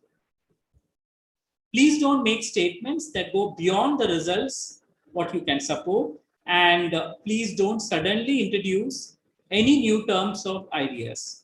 That is why you first have your methods written, you have your results written, and then your introduction, and then your discussion. No new ideas which has not been introduced in your introduction can be figured in your discussion. So take home point, please don't make your discussion a review of literature. Use the literature to compare your results with other studies. Clearly mention the limitations of your study, and very important, all results findings should be fully discussed in the manuscript. The last but not the least, you go ahead with your conclusion or how your work advances in the field from the present state of knowledge. What we are looking at is a clear conclusion section which helps the reviewers to judge what you have done actually. So what people would actually look at in your conclusion is that, please be very specific, which is related to your objectives. What you have found out specifically in your study alone should be there in your conclusion. You can to some extent indicate the use, extension, and the limitation, and suggest future experiments based on your findings, but then very clearly your conclusion should restrict what you have found out in your study. Please don't summarize the paper in your conclusion. You have the abstract for that. Please don't make any trivial statement which are not part of your results, and you cannot have any judgment based on your results that this is going to be path breaking or this is the thing and all that stuff. We would actually leave it to the best judgment of the people to judge them. You have to acknowledge after that to people who have actually helped you in terms of technically as well as in terms of language. You have to acknowledge the funding organization and affiliations to any programs or project. And if possible, if you have your article probably has been accepted after a wonderful review and an editorial process, there is no harm in actually acknowledging them. But then what is advisable is, before acknowledging, please ask the permission before acknowledging them, and clearly state why you are acknowledging them, and if possible, the grant numbers or any reference numbers, or if your study is part of a bigger project, please make sure you acknowledge them. Basically, not much about references. We have two basic type of references here, the Vancouver system, which goes according to the references as they appear in the text, or you go to the Harvard system where you list it alphabetically. In today's world, we have softwares for all this to make actually our life simpler. I work probably with Zotero, but then I leave the choice to you, where the referencing is never a point or a very big, a difficult task actually, in terms of writing a manuscript. Some of the articles today expect you to give supplementary materials. It could be a questionnaire, it could be a bigger results which you have not made part of your published article, etc., etc. Supporting material should be or will be actually available online to the readers if the paper is eventually published. And in case they want to refer it, they can go and refer it. It is not part of your published manuscript, but then it adds validity to your study, and it should be informative, related, and supported to your article. Even your questionnaires can be part of it, or some data which you feel have not been published in your original manuscript could also be made part of your supplement material. Many journals today do have it. And the last but not the least, after you have written your article, is the technical details which you will have to put forth before you actually send it to publication. And the most important is the covering letter. To be very honest, the covering letter is actually the only chance through which you can actually directly speak to the editor, and you have a choice of your words. In many other aspects of your introduction and all that stuff, you might be bound by certain rules and regulations, if I might put forth like that. But then a covering letter, you can actually exhibit yourself. Please don't summarize your paper. You have the abstract for it. And whenever you're writing a covering letter to any editor, please indicate your track record and why you have taken this area of research. You can actually start your letter that you have been working in such a field to the editor, introducing your research area or your specialty. And then you can probably introduce why you have taken this present research, why you feel it's a hot topic, etc., etc. And what is the significance of this manuscript, and what are the critical issues which you have tried to answer by your research question. But then be very clear that you are going to stress this in few points and confine the length of your covering letter maximum to 2 to 3 pages. But then a good covering letter actually makes a difference. And then comes the last part wherein the editor asks you to suggest potential referees so that the editor can pass on the manuscript to the review stage more effectively. Generally, minimum of 2 or 3 to 6 potential reviewers are asked, and many a times we usually end up with our colleagues or friends for this needs. Ideally speaking, your potential reviewers should be from your reviewed article or from your references, where the authors of that particular article which you have referred should be there in your suggested potential referees rather. It is actually necessary that your reviewers should represent the various regions of the world. Very mandatory when you're looking at the so-called international or reputed journals. So please don't refer people who are just in your vicinity or your supervisor or your close friends. Please make sure that it is widespread. So when you give a widespread reviewer, and also mention some reviewers of repute, you're right away telling a message to the editor that I am confident in my manuscript. So you can go through the process of making it accepted. It just throws some light on the confidence you have towards your manuscript. I would just like to finish my presentation with this Instagram note by Anil Kapoor. I'm not actually much of an Instagram guy and all that stuff, but then this just popped out. I am sure many of us understand or have seen Anil Kapoor. And the best part is just to throw some light on the age. Many of us who are attending this seminar wouldn't have been actually born when this gentleman was in his peak of its acting career. So the message is very clear. Lockdown is compulsory, but what you do in lockdown is optional. So with this note, I would just like to finish my presentation with a thank you note, happy writing, and thank you Team KSR for this wonderful opportunity and rather making my weekend a bright one. Thank you, and if there are any questions, I'll be open for it.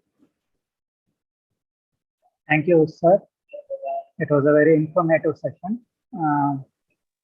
We would welcome questions.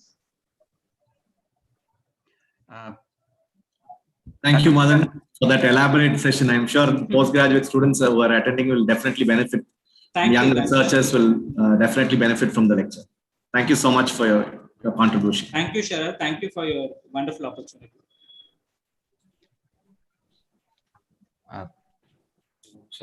Prakash, can I ask something? Yeah, yes, sir. Yes, sir. Good afternoon, Madan Kumar. Yes, sir. Good afternoon, sir. Yeah, you must be remembering me. I was in Ragas for some time. Sir, yeah. Sir, I saw you in the initial thought. Then I thought I missed your name. How are you, sir? Nice seeing you after a long time, sir. Yeah, I'm fine. Thank you. This question not exactly related to your topic, but somewhat related. Yes. As a reviewer, yes, when you have accepted to review an article, when you open the manuscript, you find the names which are very famous. I mean, it is supposed to be confidential, but some articles sent to me, they contain the names which are they contain the names from where the institution has conducted the study. Yeah, very good friends and familiar people. Is it ethical to review the article or decline it? So it's a very difficult question which you have actually put forth in a very nice fashion. But if you go to any standard journals, they will actually screen your manuscript before sending to you to remove any sort of identity which would actually tell you that this is from this particular institution and all that stuff. Even for the case reports, we find it that this case reported in this department of so-and-so college and all that stuff, which actually throws light through the authors of that particular college and all that stuff. Ideally speaking, it should not be there, sir. But then if you still come to know that these are our good friends and all that stuff, then the onus is on us, sir. I think if you can make a good review and if you feel that you will be able to also do a review and also send the queries in spite of him or her being your good friend, taking our ethical standards into consideration, I don't find anything wrong in it. But then again, the onus is on the reviewer to do a justful job for the welfare of the scientific community and not for the welfare of that particular person or a friend of ours. Yeah, thank you. Again, yes. Again, I'm back at my own thing. Sir, I think this situation is not being in a teaching college or something. We do come across these situations very commonly. Reviewing an article is just a part of it. I think many a times we also get dissertations from other universities and all that stuff, where we clearly know the names of the students and the guide and the co-guide also. But still, our ethical standards would actually make us do the proper reviewing process in spite of we knowing the identities. So I just take it like that. So articles are just a smaller subset of this bigger curriculum, sir. Right. Thank you very much. Thank you, sir. But again, this is my view, sir. It stands corrected, sir. Yeah. Okay. Can I add something, Madan? Yes, If sure, you don't sir. mind. Yeah. Yeah. Actually, in peer review, sir, actually we have blinded reviews and we have open review systems. If a Lancet Mari big ones, they have the blinded reviews. But BMJ Mari reputed journals la kuda, we have some open review systems, which is accepted, sir. The reviewer will know who the author is, but still you have to go ahead and ethically do it, sir. So in our country, what happens is like what you say, it will be friends, then you don't know what to do, then it will not look nice. Even in most of the journals, they ask you to give 2 names of the reviewers. It necessarily does not have to go to that particular reviewers. I'm telling this from my experience with the JISPPD. If you give me 2 reviewers, I don't have to send it to those 2 reviewers. I can add it to the database also. I can use it for something else. But we are supposed to do the review process in a very stringent format. That's all. Open review is not something which should not be done, sir. Even good journals like BMJ does open review. The problem why it happens recently, especially in India, is we have too many open access journals. Open access journals varamodu avanga blinded illama they leave it open. So that's when the onus comes on the reviewer, and like what Madan says, we have to be a little careful and we have to be walking the needle. Like we have to walk on the knife. We have to be careful and stringent because it's something scientific, and whatever we accept gets published. So we have to be careful there. Another related question again from my personal experience. What if one of the authors calls you and asks whether you have received my article? What to say to him? Yeah. Sir, actually, even in BMJ, it's very clearly said that the authors and reviewers will know each other, but they are not supposed to personally communicate. That's what is given exactly in what BMJ says. It has to go through the editorial process and the review process. You can't directly contact the reviewer. I suggest a reviewer, and I know if I write an article and I say I'll put Madan's name because he's my friend, and I'll call Madan and say, Madan, I put your name as a reviewer, please accept the article. That's not how it's supposed to be done, sir. So it's only your conscience with how you work, sir. But I think we have to be a little stringent on the way we are doing the review system. I think, Madan, you can add to that. Yeah, I think, sir, fortunately or unfortunately, though our science is at least technically 60 years old, we seem to be evolving, sir. Earlier, we had a phase of no publication. Then publication slowly started, and then the junk of publication came. And now we are refining our publication. Today, nobody will identify me as having 94 publication and all. They would just go to the research guide and check, okay, this boy's score is just 13 in H score. And even though I have made 1,000 publication, it is just paper. It is like, it's just wonderful paper which I have published, but not citable papers. I think if you make it as and when the quality of the article which we publish improves, I'm sure your questions will also be answered. So that's what it is. I think probably, fortunately or unfortunately, we have been learning this for a very long period of time. So. Thank you. Thank you, sir.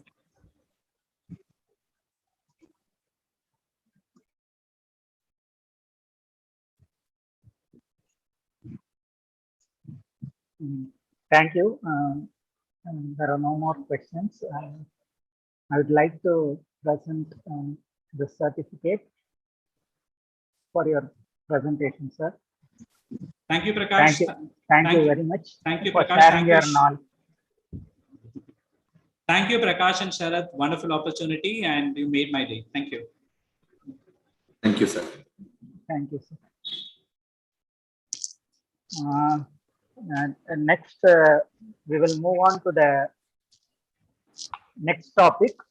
As it was planned and put in the brochure that Dr. Samuel will present this topic, but due to unavoidable reasons, he couldn't do it. Now we have a new speaker, Dr. Vigneshan.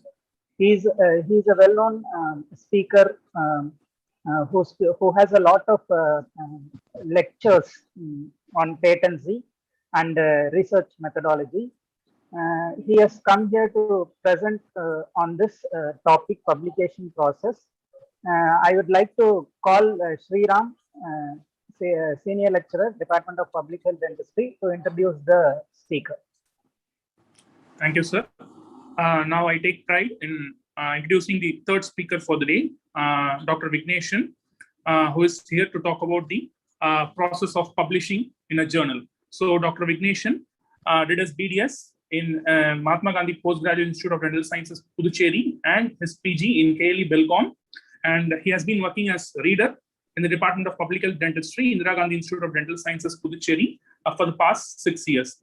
And he has around 21 publications in national and international peer-reviewed journals to his credit. And he also holds 4 patents registered in the Indian Patent Office and 14 copyrights of various literary works and dental board games. And he also has been the author of a book named Smokeless Tobacco and Its Effects on Oral Health, a comprehensive review of literature, published in the Lambert Academic Publishing in the year 2012. And he has been an eminent speaker in various national forums. I welcome you, sir, for throwing an insight into the process of publishing an article in the journals. Over to you, sir. Thank you, Dr. Sina. Thank you, Prakash, sir, and thank you, Sharit, sir, for this opportunity. I'll start sharing my screen, sir.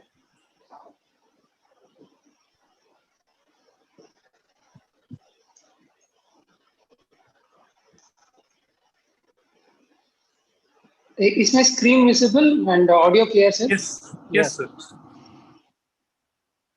Okay.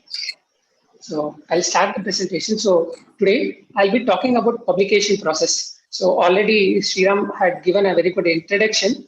And also Prakash sir also said that how I landed up for today's topic. So I'm trying to fill in for Dr. Samuel.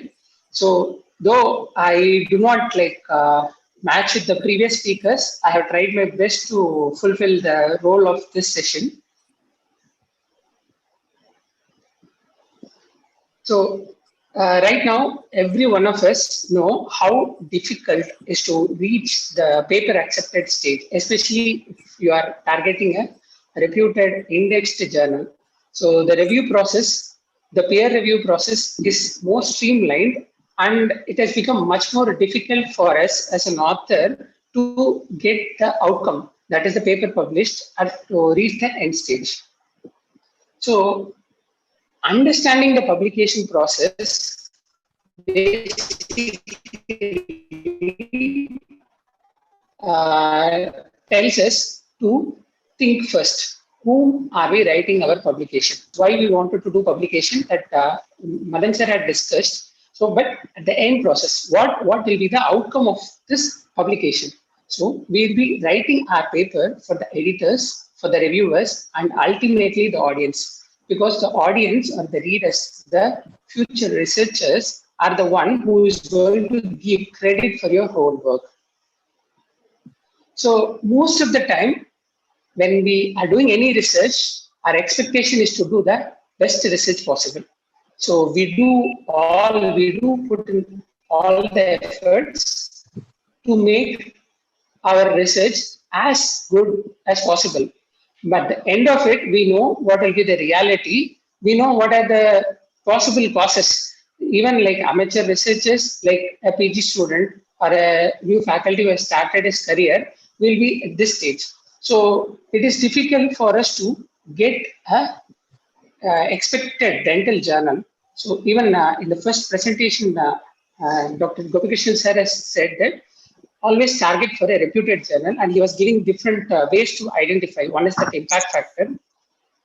The other is this is the Scopus ranking. The Scopus ranking is based on the citation.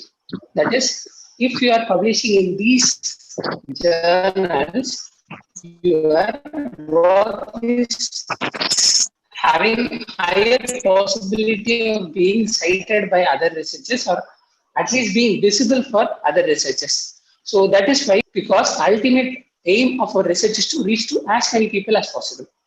So this is one way to go into the impact factor or for seeing the various rankings. And there are also many other things like various indexing parameters, So if you open any journal, they would have listed all these so many indexing bodies which will be listed. But for a dental researcher, for us being a postgraduate student or being a faculty who does publication or do the basic research for our career improvement, that is for promotion, we go into these indexing. These are the three major indexing. So if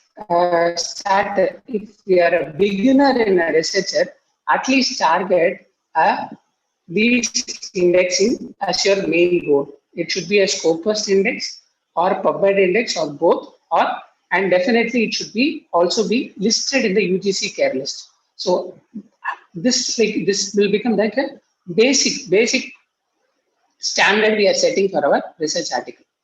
And also we should be aware of the predatory journals. So this again is has become old as a concept to many of us.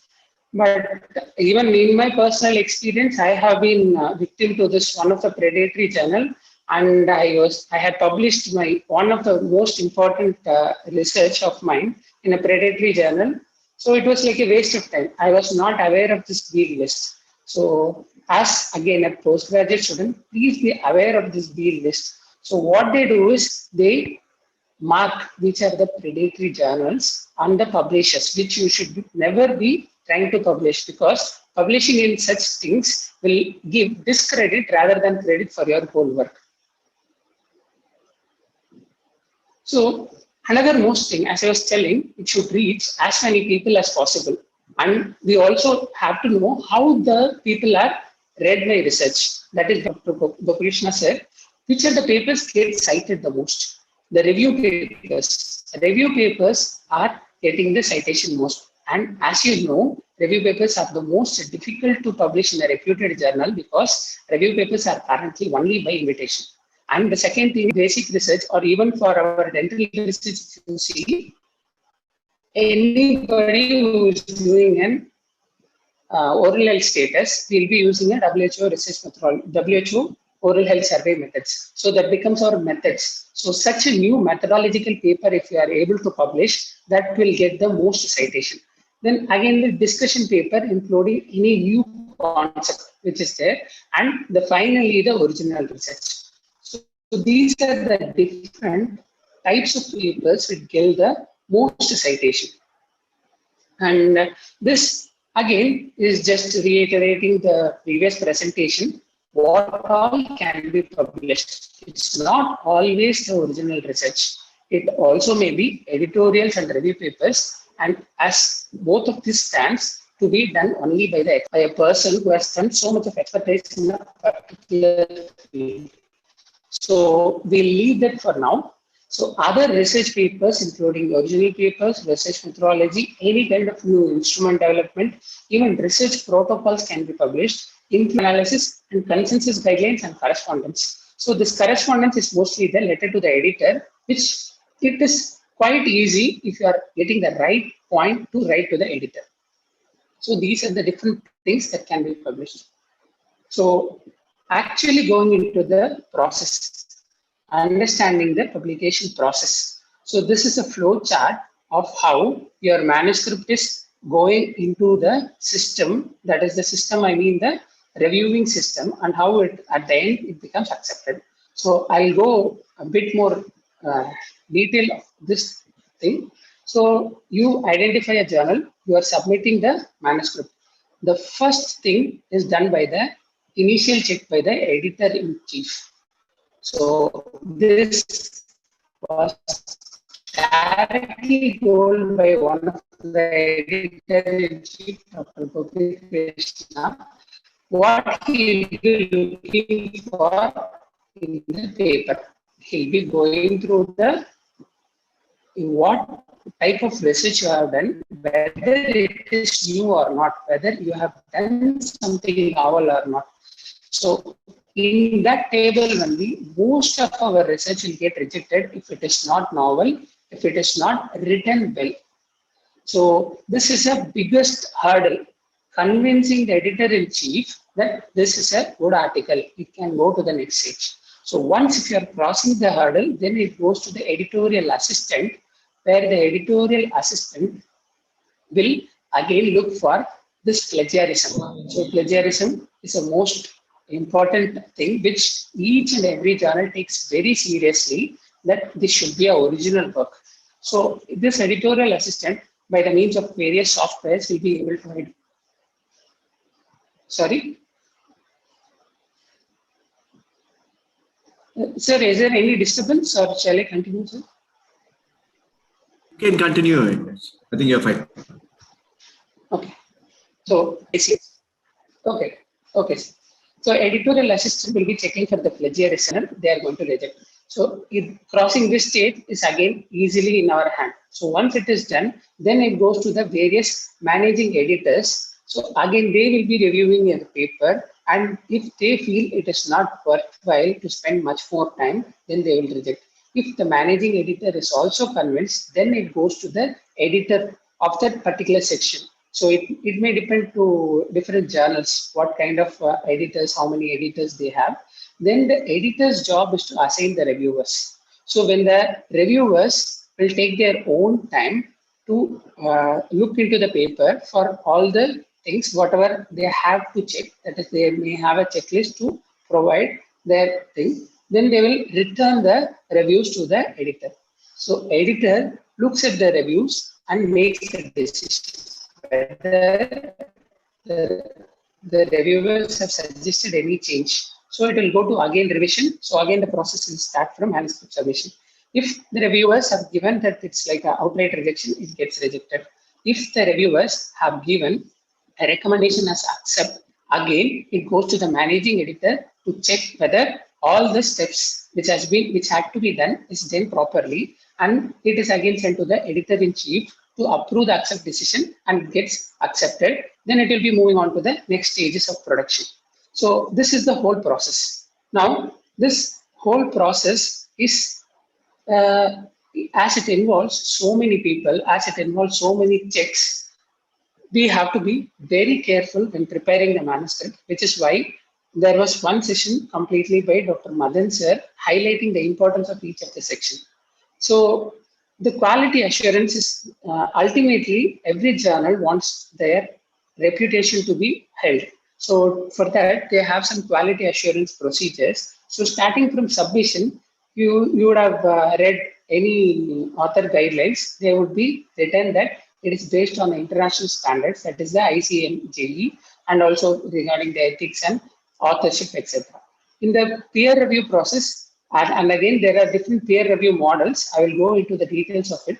But most common, whether it is a blinded or peer review or an open peer review, in the editorial decision and input, they have to give the reason for rejection, whether it is plagiarism or whether it is redundant, that is a repeated study. Already so many studies are there, or substandard research, or faulty or incomplete analysis, poor or incomplete reporting.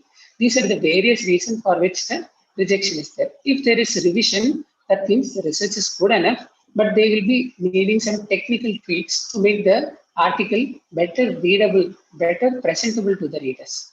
Then production is how well the study can, or how well the research can be sent to other people. That is, how easily it can be shared to other content, how easily it can be put on a social media. So everything is here in the production, and even after publication, the time, if you have seen that any interesting or some controversial topics, there will be a letter to the editor about a particular research, and the editor will again write to the previous author to explain the reasons for the question. So it goes back and forth like this. So it is not that once you have done publication, it is done. Even post-publication scrutiny also happens, and it also has a form of a quality assurance in the peer review team. So if you see, this is the simplest flow chart you can identify. That is the author, you are drafting the manuscript, you are sending to the journal, where the peer reviewers, who are the gatekeepers to make sure this is of a good standard, and they send it to the editorial and production where it is published, then reached to the readers. then again the attention and reputation will be reaching back to the author. So this is the cycle. So as you can see, the most important step in this process is the peer review. So we have to understand the peer review process. So why I have telling that we have to understand the peer review processes. So we all know if we want our research to be published, these are the people who are going to determine whether our research is good enough to be published or not. So it's similar to how we are preparing for the exam. When you know what is being evaluated in the exam, it is easy for us to prepare. Similarly, this peer review should be considered like an exam where we should know what are the different evaluation criteria that is the peer reviewers are going to have at their hand to determine whether our research article is acceptable or not. So to understand that, we'll be going into the details of this peer review process. So initially, to give an introduction, what is peer review? What is the scope or what is the objective of the peer review is basically to assess the validity and quality and the originality of the articles. So what it means is its ultimate purpose is to maintain the integrity, because what we are going to tell is going to have a huge impact on the society. For example, this impact can be said in the last year when American President Trump had said that chloroquine is the drug of choice for COVID-19. So everybody was taking the drug without any hesitation. So that is because he is a powerful person in the world. He is telling something, so that means it's true. That's how people look at it. So similarly, a journal which is said to be of a high standard, if you are giving out a research which is not correct, then it basically undermines the reputation of the journal. So to maintain this integrity of science, this peer review process is done in a very robust manner.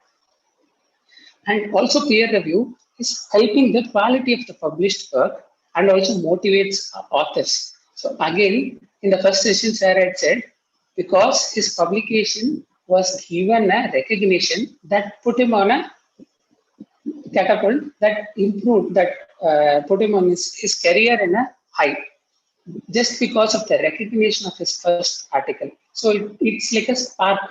So that kind of work the peer review can do. And most of even the previous scientific study have showed that 90% of researchers, that peer review improves the quality of their published paper. So in a way, peer review is most important, being accepted. And coming to the peer review models, there are so many models. So like single blind, where the author doesn't know the identity of the reviewer. Double blind, both authors doesn't know who the reviewer and the reviewer doesn't know who the authors are. And open peer review, that is identity of the author and the reviewer is known by all participants. Then there is something called as a transparent peer review.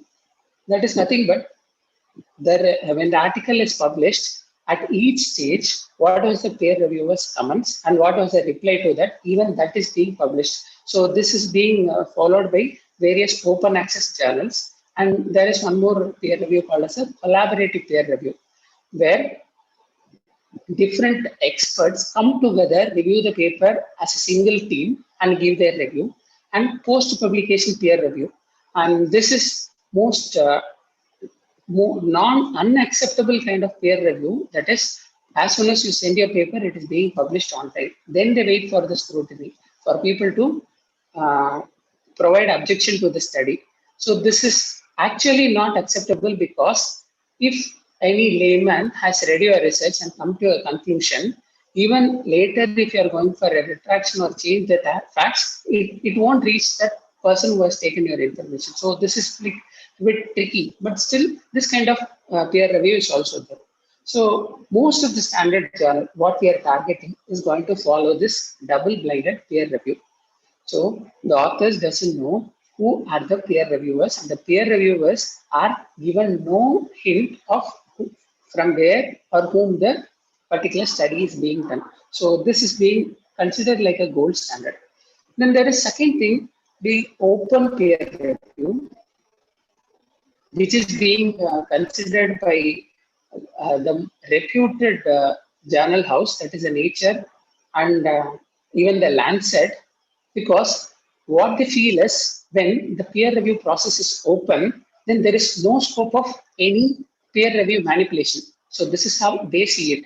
Once I have to, when my identity, it's like more like a identity. If my identity is open, that I have reviewed this paper, I have given this comments, then I have to be good enough in that particular subject to give the particular comments with scientific integrity. So this puts more pressure on the reviewers to give a proper, most importantly, scientifically integrity. With integrity, they have to provide the review. But there has been so many problems with this type of peer review system because this is being discussed in a review article as well. So this, since Sharad sir had spoken about it, I'll just add this point. The Nature has given a review article that open peer review system is very difficult because most of the people who does review in a very quality manner are the junior people. And these junior people, when they are put in the open review system, they do not want to do that because they do not want to harm or they do not want to hurt their colleague. In that way, they do not want to participate in the open peer review system. So that article has quoted that more than 80% of the peer reviewers did not want to participate in the open peer review system. And again, there are many pros for this particular system. So we leave that because there are very few journals which are doing peer review. So we'll go into this double-blinded peer review. So in another simple way to put, peer review is nothing but like a sieving out evident error. So it's like nothing but a filter. They are going to filter out which is good and which is bad. That is what is given in the Russell report on climate change. So this is the whole objective of a peer review. Now, as I said, we have to understand the peer reviewer, what are his expectations, because that is what we are going to in our manuscript, so that we are trying to impress the peer reviewer. We are going to give all the things which he needed in the manuscript so that he is happy to accept it, which is our ultimate goal. So these are the steps in peer review as given in Willy for, it's like a guide for any peer reviewer to be part of their system. So they say the first is to first read through. First read through is when the manuscript is reaching to the peer reviewer, he has to do a skim read. That is, in a glance, he has to read the paper. He has, as soon as you read, you will get an idea what exactly is the paper talking about, and you will also get a sense if you are an expert in the field, if you know this subject very well, you can easily judge this paper is good enough to be considered furthermore, or it can be rejected. So this gives an idea. Then go to the first sheet consideration, that is, read the following things. What is the main question addressed by the researcher? Is it relevant or interesting? So this is one of the most important things. As a researcher, we won't be looking at this point, because as a researcher, we want one study to be completed and to be published. We don't understand the nuances what the publication house or the research community wants. They want to know, they want to have any new information. So only if we are going to talk something new or something which is more relevant to the current practice. So in a very simple way, or in a, I don't know whether to take this right example. Now, most of the clinical practice doesn't do amalgam restoration. So if I'm going to do a research on amalgam restoration, compare with composite or compare with something else, then it defeats the whole purpose. The peer reviewer will be questioning what is the need for the research. So it should be relevant and interesting. How original is the topic? So again, this has been reiterated in the first lecture because they do not want the same kind of study again and again to be published. They want something new. So if you are doing a research which is adding more value to the previous research, they are more happy to accept your paper. Then is the paper well written? Is the text clear and easy to read? So whether your writing style is conveying what you want to do. Even if you have done a wonderful research with a proper methodology, if you are not able to convey to the readers, it is of waste. Or the conclusions consistent with the evidence and argument presented. So this happens most of the time. We preset our conclusion that I'm going to see whether there is association between fluoride and dental caries, and I know there is an association. irrespective of what my results are given, I'm going to give this conclusion. This is how most of us will do. We, even many of the students who discuss with me, they want statistically significant, irrespective of what the results have shown. They want to conclude in that way. So this is how our thought process is there. That is going to be there. Again, the peer reviewer will not be accepting it. Then the author is disagreeing significantly with the current academic consensus. And that is like, if there is a regular practice going on in clinical practice, and you are going to come up with a research which is going to tell it is wrong. When you are going to tell something which is being practiced for so long to be wrong, you have to have a substantial evidence. If you do not have, you just want to stir up the controversy, then the peer reviewers won't accept. Then the paper should include tables and figures, and why they are including each of the things, that whatever the content present in the paper should give more and more information to the reader rather than confuse. These are the considerations given by the peer reviewer. So here they'll be able to spot the potential major flaws, which is drawing a conclusion that is contradicted by the author's own statistical or qualitative evidence. That is, what your study says, the data says, you are concluding in a totally different manner, or use of a discredited method. So some method which is not acceptable or being like outdated, if you are using, definitely it comes under as a major flaw. Then ignoring a process that is known to have a strong influence at the area under the study.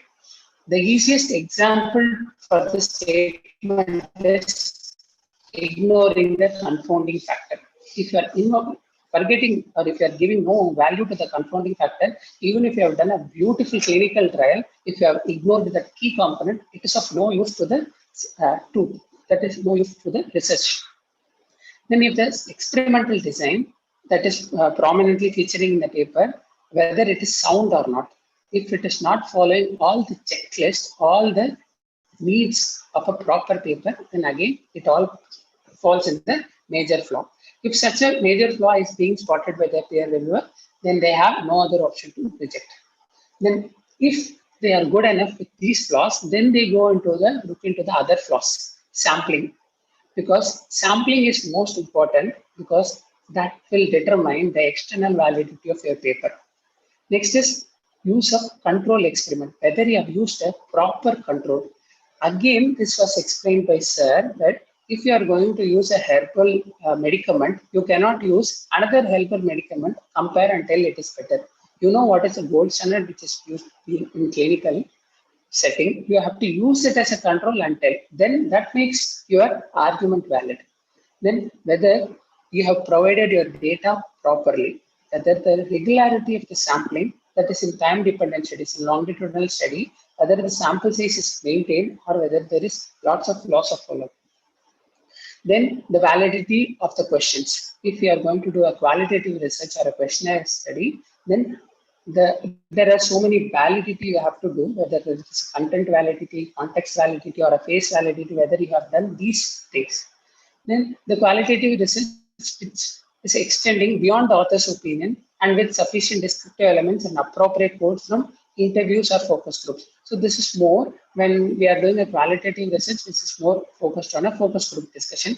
Again, this type of research is very limited to our dental field, and I have little experience, so I will not talk about this. If the methodological and other flaws are there, the second major flaw they want to find is in the information. If your methodology is less of an issue, then they will see into the tables how you have presented, what you have discussed, whether there is insufficient data. For example, most of the clinical studies, they would have done a comparison. I'll take again a simple example. They want to compare a herbal mouth rinse with fluorescein mouth rinse, but they wouldn't disclose who are the people, who are the subjects, what is the age of the subjects, what is the dentition status of the subject, what was their other confounding factors which is already there. If that is not there, even if your methodology is well written, if I am not able to see the subject participant characteristics, I cannot believe the conclusion. So that becomes insufficient data. It's not that you wouldn't have taken what is the age of the patient, how many teeth they had, all this data you would have taken, but you wouldn't have presented in the table. That becomes a major flaw in information. Then contradictory data. Most of the time, the tables will have a value, and what you are writing in your sentence will be in a totally opposite manner. Then confirmatory add data that adds little. That is, you have to remember here, each journal is having its limitation. That is why they are trying to limit the number of words, number of tables. Now you are going to put redundant tables that just adds nothing new from the previous table or a previous sentence. Then again, it is considered as a major flaw. Then if you find a major problem, that is, this is a line written for the peer reviewer. If they are finding such and such major problems, they have to make a note of it and write it to the editor. So how to avoid this major flaws? It is easy if you are spending some time to address these major flaws is by going through this various guidelines. Now, each type of study, there is a checklist. Take the checklist, read whether you are able to answer all the points in the checklist in your research manuscript, then you have done a very good. A researcher will have a bigger help. It's like a peer review even before you are sending the paper for the peer review. So this is the ideal process which might be done by your guide or by your mentor, but it is much more reliable than the expertise. So once if you are able to do this, you will be able to filter out most of the flaws in your study. Then goes to the expertise opinion. So this equator network, I'm assuming that most of you would have known. So this provides updates of any checklist. It is there in this website. So here I also started this presentation, or I also wanted to give bulk of my time on the presentation to tell what are the common reasons for rejecting articles, which was again done by Sir. Since we did not speak before the presentation, I'm sorry if I'm going to repeat few points, but I feel it's good that the repetition is good because it needs to be reinforced, because these are the common reasons for the articles getting rejected. It is being scientific studies or scientific, these editors have put as an editorial as well. These are the common reasons we are rejecting the paper. So again and again, they are trying to put it out for future researchers because they don't want the future research to do the same mistake. So if you see, the common reasons that the paper is not relevant to the journal's aims and scope of the journal, or the paper lacks novelty because it is a plagiarized content, it is because of the ethical concern, it is because of the important information that regarding the ethics, whether the informed consent were taken from the subjects, or if similar research are already under consideration. The first one, the first most common one, more than 80% of the time, one paper gets rejected is because of this. The paper, the research manuscript is not relevant to the aims and scope of the journal.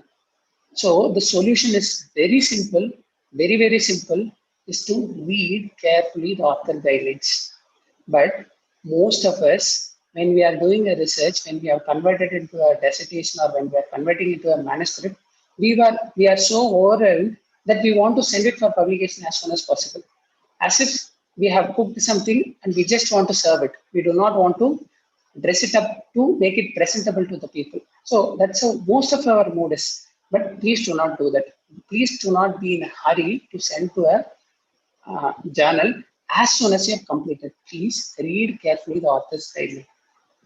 So why I'm telling is, again, most of the time, PG students or different people come and ask some lame question, which is already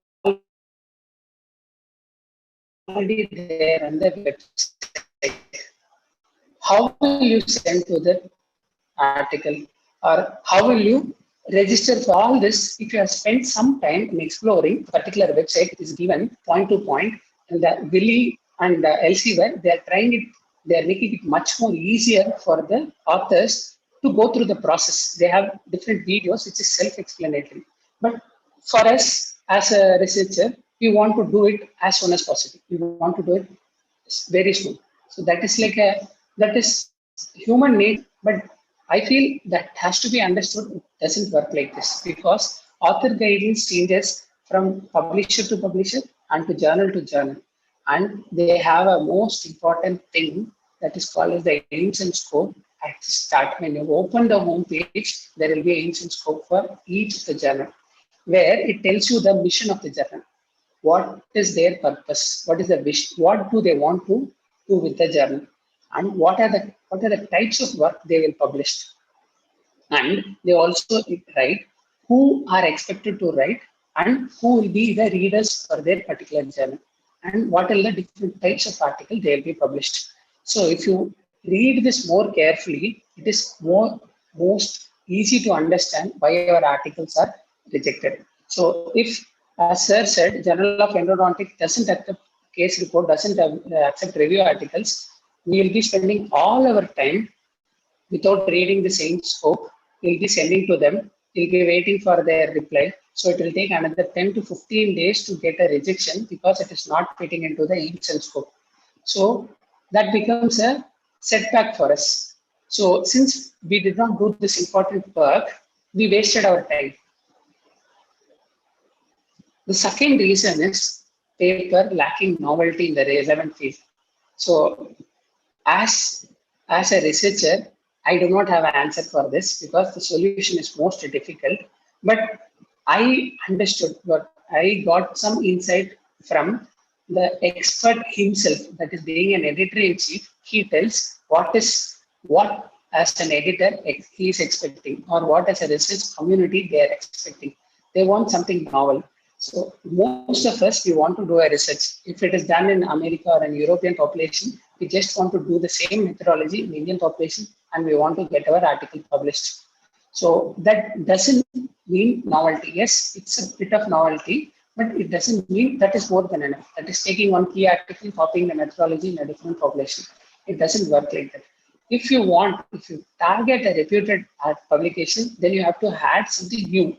So that eureka moment, what sir was telling us the example for that endodontist who was working with the turtle shell, or even sir based on his UG student paper. So that kind of moment should happen. If not, it's not that everybody are lucky to have such moment to become a researcher. If not, it becomes hard grind.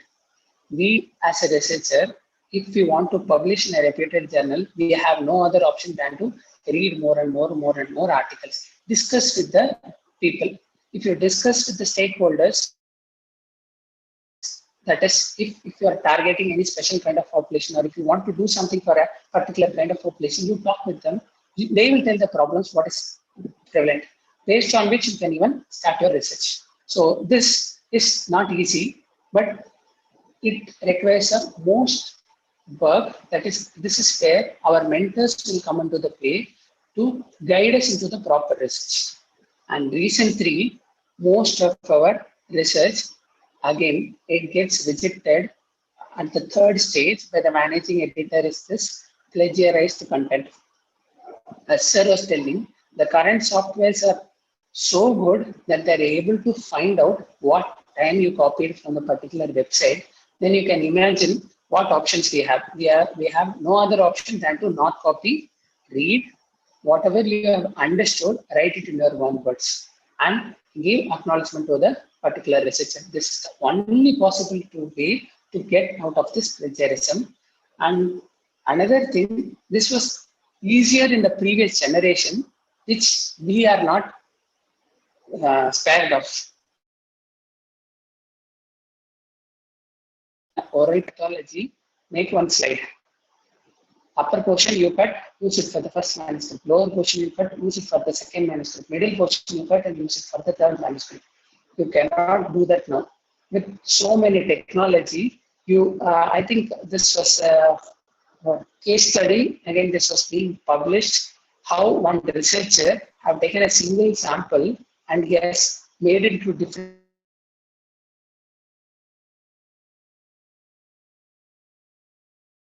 Its detection of image plagiarism is difficult still, but still reputed journals have their softwares to identify it. So we cannot get away by doing anything silly by trying to cheat the system. And there is also one more thing for mainly shaming the researchers, that is called the retraction watch. If, hello? So every paper by a researcher, if it is being retracted, this is being listed in this retractionwatch.com. So this, I don't know what kind of impact it does, but if you are in a reputed institution, and if you, because this has happened to few case studies for US researchers, they have used such practices, they were debarred from their position, they were even thrown out of their particular institution position. So each institution, obviously they have to stand by their integrity. If such and such practices is being identified, then it puts an end to our career. So we should not take chance with these things. And other common reason is ethical issues. So ethical issues by itself is a huge topic. So again, this is more common. Again, I'm trying to be more careful. In most of the PG colleges, even like that our guide tells you who should be the author, what should be the order of the authors. It doesn't matter as a PG, you have done all the hard work for your research. It is always determined by the guide.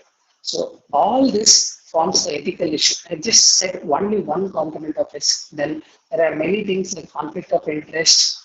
Then what ethical issues was done during the study, how it was. So this is a website which is talking about ethical, especially on publication ethics. So each of this link, if you are opening this website, COP, if you put in Google, you will get this website. Each of these headings will have their own explanation of how each issue is difficult or each issue has to be taken care. But since it is an ethical issue, it is easy to get away with it. But still, the impact will be very bad at the end of it. Even plagiarism will form as an ethical issue, but they have made it more stronger that you will be blacklisted from a particular journal and you will be notified. So please avoid handling or avoid having any ethical issues within your paper. So since there are so many steps we have to go through before our research is getting accepted, there are so many reasons. It may look overwhelming for us. It may look it is the most difficult process. Yes, it is most difficult, but it will be fruitful when we are getting this mail that is pleased to inform you. You will feel achieved. That achievement is unexplainable. So if you have done a very hard work and if you are able to see this fruit, that is your, then you will feel like elated. You will feel that motivation to go ahead. So don't just stop. If you don't think that if your article is accepted, then you have achieved everything. It is the end of your research.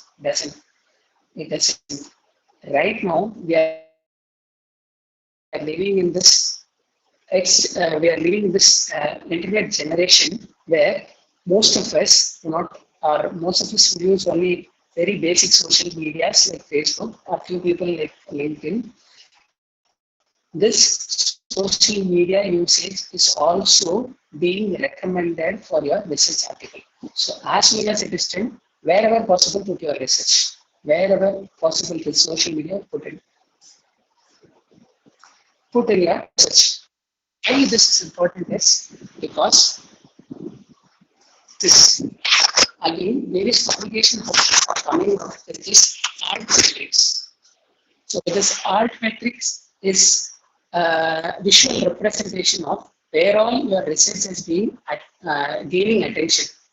So we all know that our current generation spend more time on Facebook, WhatsApp, rather than going into the scientific journals. So most of the colleges, the major problem is students not going to library for receiving articles because everything they are having in their hand. Now it is up to us to make our research This social media is also important for many journal. They have added this altmetric color representation based on where all your research being discussed, whether it is policy document, whether it is news, and they are giving a score. So the higher the score and the different colors of the donut, it means your research has reached different areas. So more and more regions, if a research, more and more different platforms your research reaches, the reputation of the journal improves. The readership of the journal improves. Ultimately, their business improves. So in a way, it also improves our visibility. So if you as a person, if you as a researcher, you should be acknowledged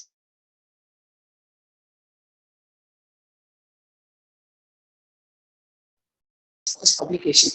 And that time, to gain that attention during his time is something unimaginable. Right now, it is easy. If you are doing a very good research, if it is easier, it becomes viral. So once it is viral, then it becomes easy for them to identify, okay, who is this person? Okay, we will include him in the team so that our career will move. So, taken lightly. I know for most of the senior researchers, it is very difficult to do, but that is a norm we have to follow right now. So it's not always that we'll be successful. Why I want to put this success story before us to get again into the positive thought, but again, there will be most of the time, 80% of the time when we are sending a research, it will be like regret to inform. Will not, if I'm getting a mail, I will not read anything else. I'll just read the first line. If I find that word regret to inform, that I know that I'm done. I will not go into much detail of it immediately. So I have to accept that I have failed in this particular attempt, then what to do. But it's not the end of the world. So it's even for life, we have to know how to deal with the rejection and also the revision. So why rejection and revision is being together done? I will give my own example. When I wrote my first article, when I sent to European Journal, I had 6 reviewers given review, and it was spanning around 8 pages. Only the reviewer comments. My manuscript was only 21 pages, but the reviews were 8 pages. So it was like overwhelming for me to read, understand each of the reviewer comments. So if you don't succeed first, please don't be discouraged. Don't give up. And you also have to understand highly rated journals have high rejection rates. Because that is why their quality has improved. They cannot take any work. Then the norm is any article is to go revision. You cannot send any paper and expect them to publish as you had given. Even for the most reputed scientists, it won't happen. It has to go for revision. Then, if it is rejected, please don't feel bad. But one thing you have to remember is this is not a democratic process. Even if you know the editor-in-chief, even if the editor-in-chief is your friend, you cannot go and appeal to him, why did you reject? So there is no right of appeal. As in cricket, they say there is umpire's decision is final. But we have to deal with the feedback. Most of the time, the editors or the reviewers' intention is not to discourage your work or demotivate your work. Their intention is to provide better quality evidence to the readers. So they will not outrightly want to reject you. They want to make the study or make the particular research more and more quality. They want to add quality to it. So keep this in mind.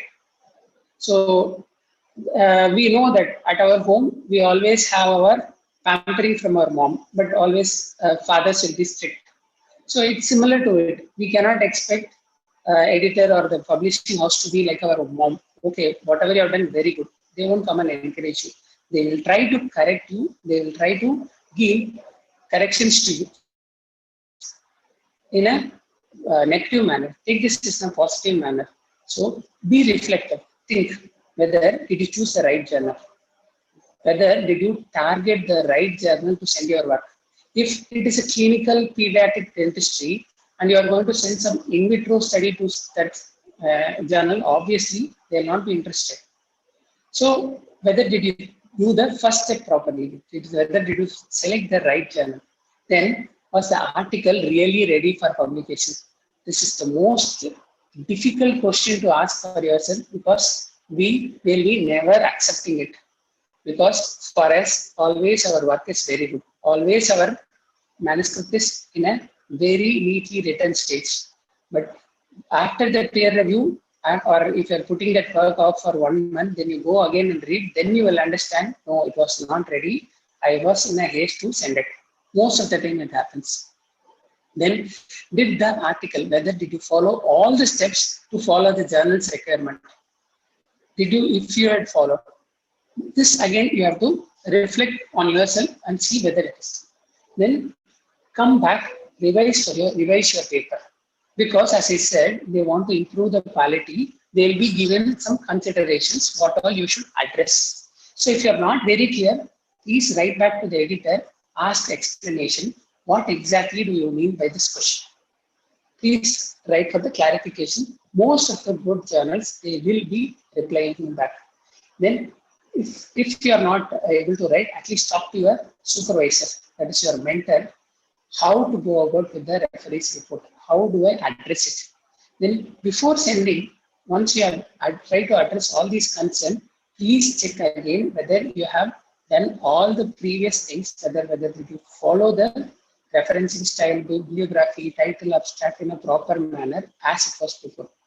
Then send the revised paper, give a note in detail telling what exactly was the referee's questions, what exactly have changed. So that is why most of the papers, most of the journals, they will ask you to highlight and send. And you should be always willing to do further amendments. But again, remember, the journals, if they are interested, they will give you chance to modify the paper by addressing something. If they are not, if they are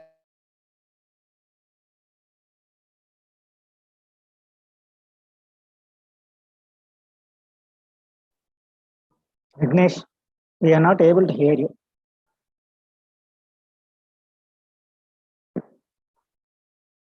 Vignesh, you are not audible.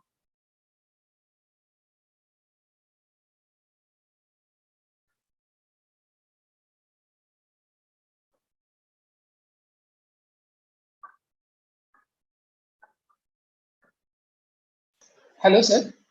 We are not audible. Yes, sir. I think my internet connection went off, sir. Okay, okay. Sir, was I clear till the stage? Yeah, it's clear, but your voice is getting broken. Even now, sir, or Before, now it is okay. now it is okay, sir. Shall I proceed, sir? Yeah. So what I was telling is the journals do have some limitations. So most of the Willy journals, in my experience, they do not go for more than 3 revisions. They will give you chance only for 3 revisions. So within 3 revisions, we have to convince the peer reviewers and the editor. Otherwise, we have to send it as a new manuscript. So if everything fails, if your article is not accepted, know that, and if you have taken all the criticisms, that is the peer reviewers comment, and you have tried to address it, still if your article is not acceptable for them, withdraw with dignity. Accept your fall. Accept that this time you have failed. But try to address, if it is only the manuscript preparation concern, try to do it better way and send it to some other journal and start the process again. Don't give up. If it is a methodological flaw, then please try to do the research again and do the same process. Don't give up. So remember, this quote is again for whole of our life: patience and perseverance. And convincing anybody, and it's like you have to see the journal as something they are having too much in hand. They are already getting so many articles in their hand. So if you are going to go to the same person, first they want to reject you and send you off. Now you have to have something so valuable to them, convince them that it is valuable, convince them this product is more important for you so that the society will get benefit, then only they will be accepting it. So this convincing doesn't happen easily. So we need patience, we need perseverance. So as I was telling, that my first article, since there was a 6-page review, I tried to address most of it. It was a difficult process I had to do for more than 2 months. Still, the journal, European journal, rejected my article. But when I sent to the second journal, American journal, it was accepted in the second revision. So that was like a learning experience for me. So don't hesitate first to send to any reputed journal thinking they will not accept. Please send, please see how the review process is. If you are lucky, even if you are getting any reviewer comments, then it will be a learning experience. It will add so much value to your paper, and it will also add so much value to your future experience as well. So keep patience and perseverance. So with that, I'll end this session. So any queries?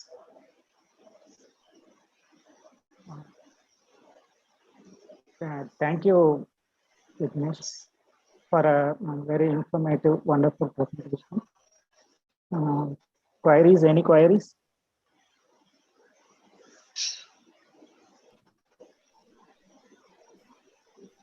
Thank you, Vignesh, for that elaborate lecture. I think you touched on everything in regarding publication. Yes, sir. Thank you, sir.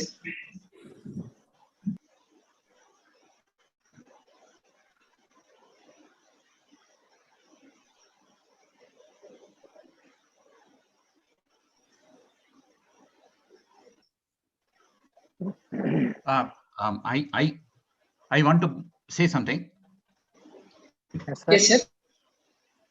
No, I'm very glad how the that point of which you pointed out, how to deal with rejection.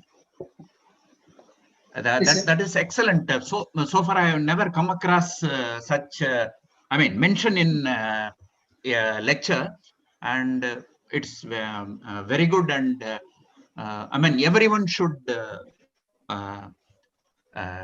know this, and because many of us have faced this problem of rejection, and myself, I have given up quite a few times. I just gave it up, just like that.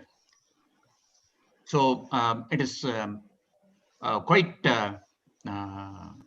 useful part of your lecture, most useful part of your lecture. Thank you, sir.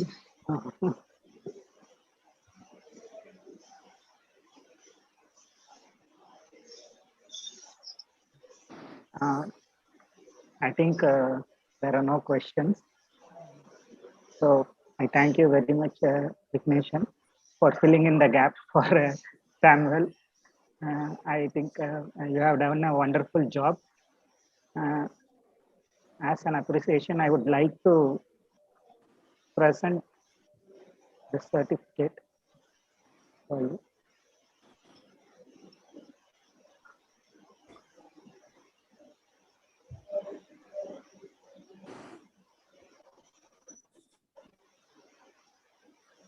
Thank you, sir. Thank Sir, you. I would like to add that I'm in fact honored to speak after Gopi Krishna sir and Madan sir. So really it was like, okay, I accepted at the last moment. I didn't know that I didn't prepare. I was not confident with my preparation. So still after them, it was feeling like, oh, I'm going to talk about this. So still, it is like a honor to be part of this lecture. So thank you for the opportunity, Sharat sir and Prakash sir. You have proved yourself. I think it is a very good lecture, an eye opener. Thank you, sir.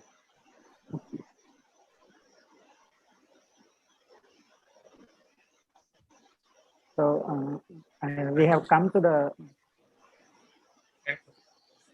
end of this program, and we will send feedback forms for all the 3 sessions the participants should answer the feedback forms, then only they can get the certificates. So I request all the participants in the Zoom platform to open their video so that we can take a picture.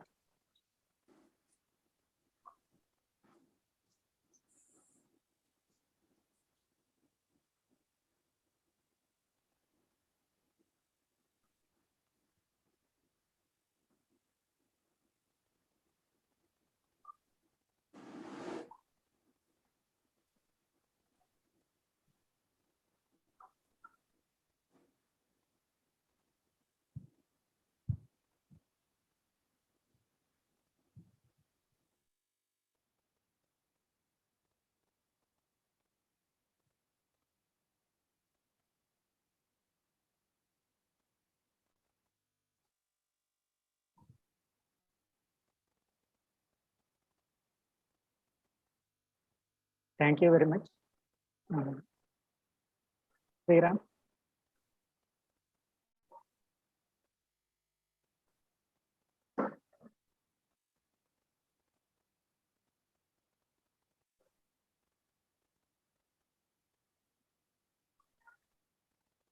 I will call upon Dr. Vishnu Kumar to give thank you address. What of? Okay. A very good afternoon, everyone. On behalf of Team Public Health Dentistry, KSR Institute of Dental Sciences and Research, I would like to present vote of thanks. It matters pride for me that I got chance to thank everyone present here.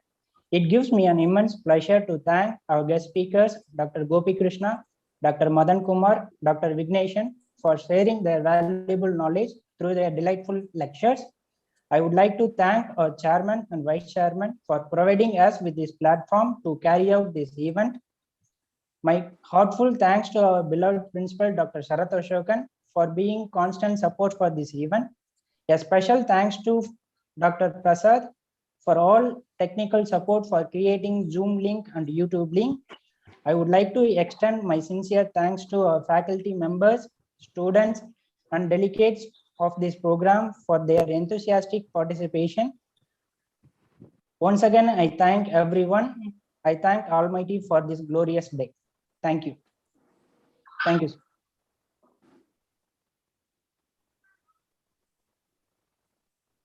Thank you, Vishnu.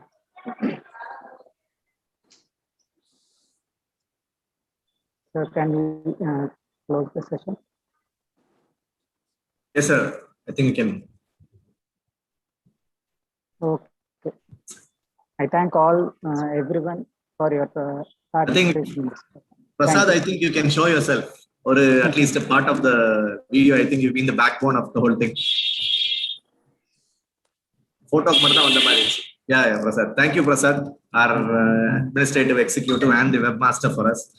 I think he's been the backbone for both the Perio session and this particular session.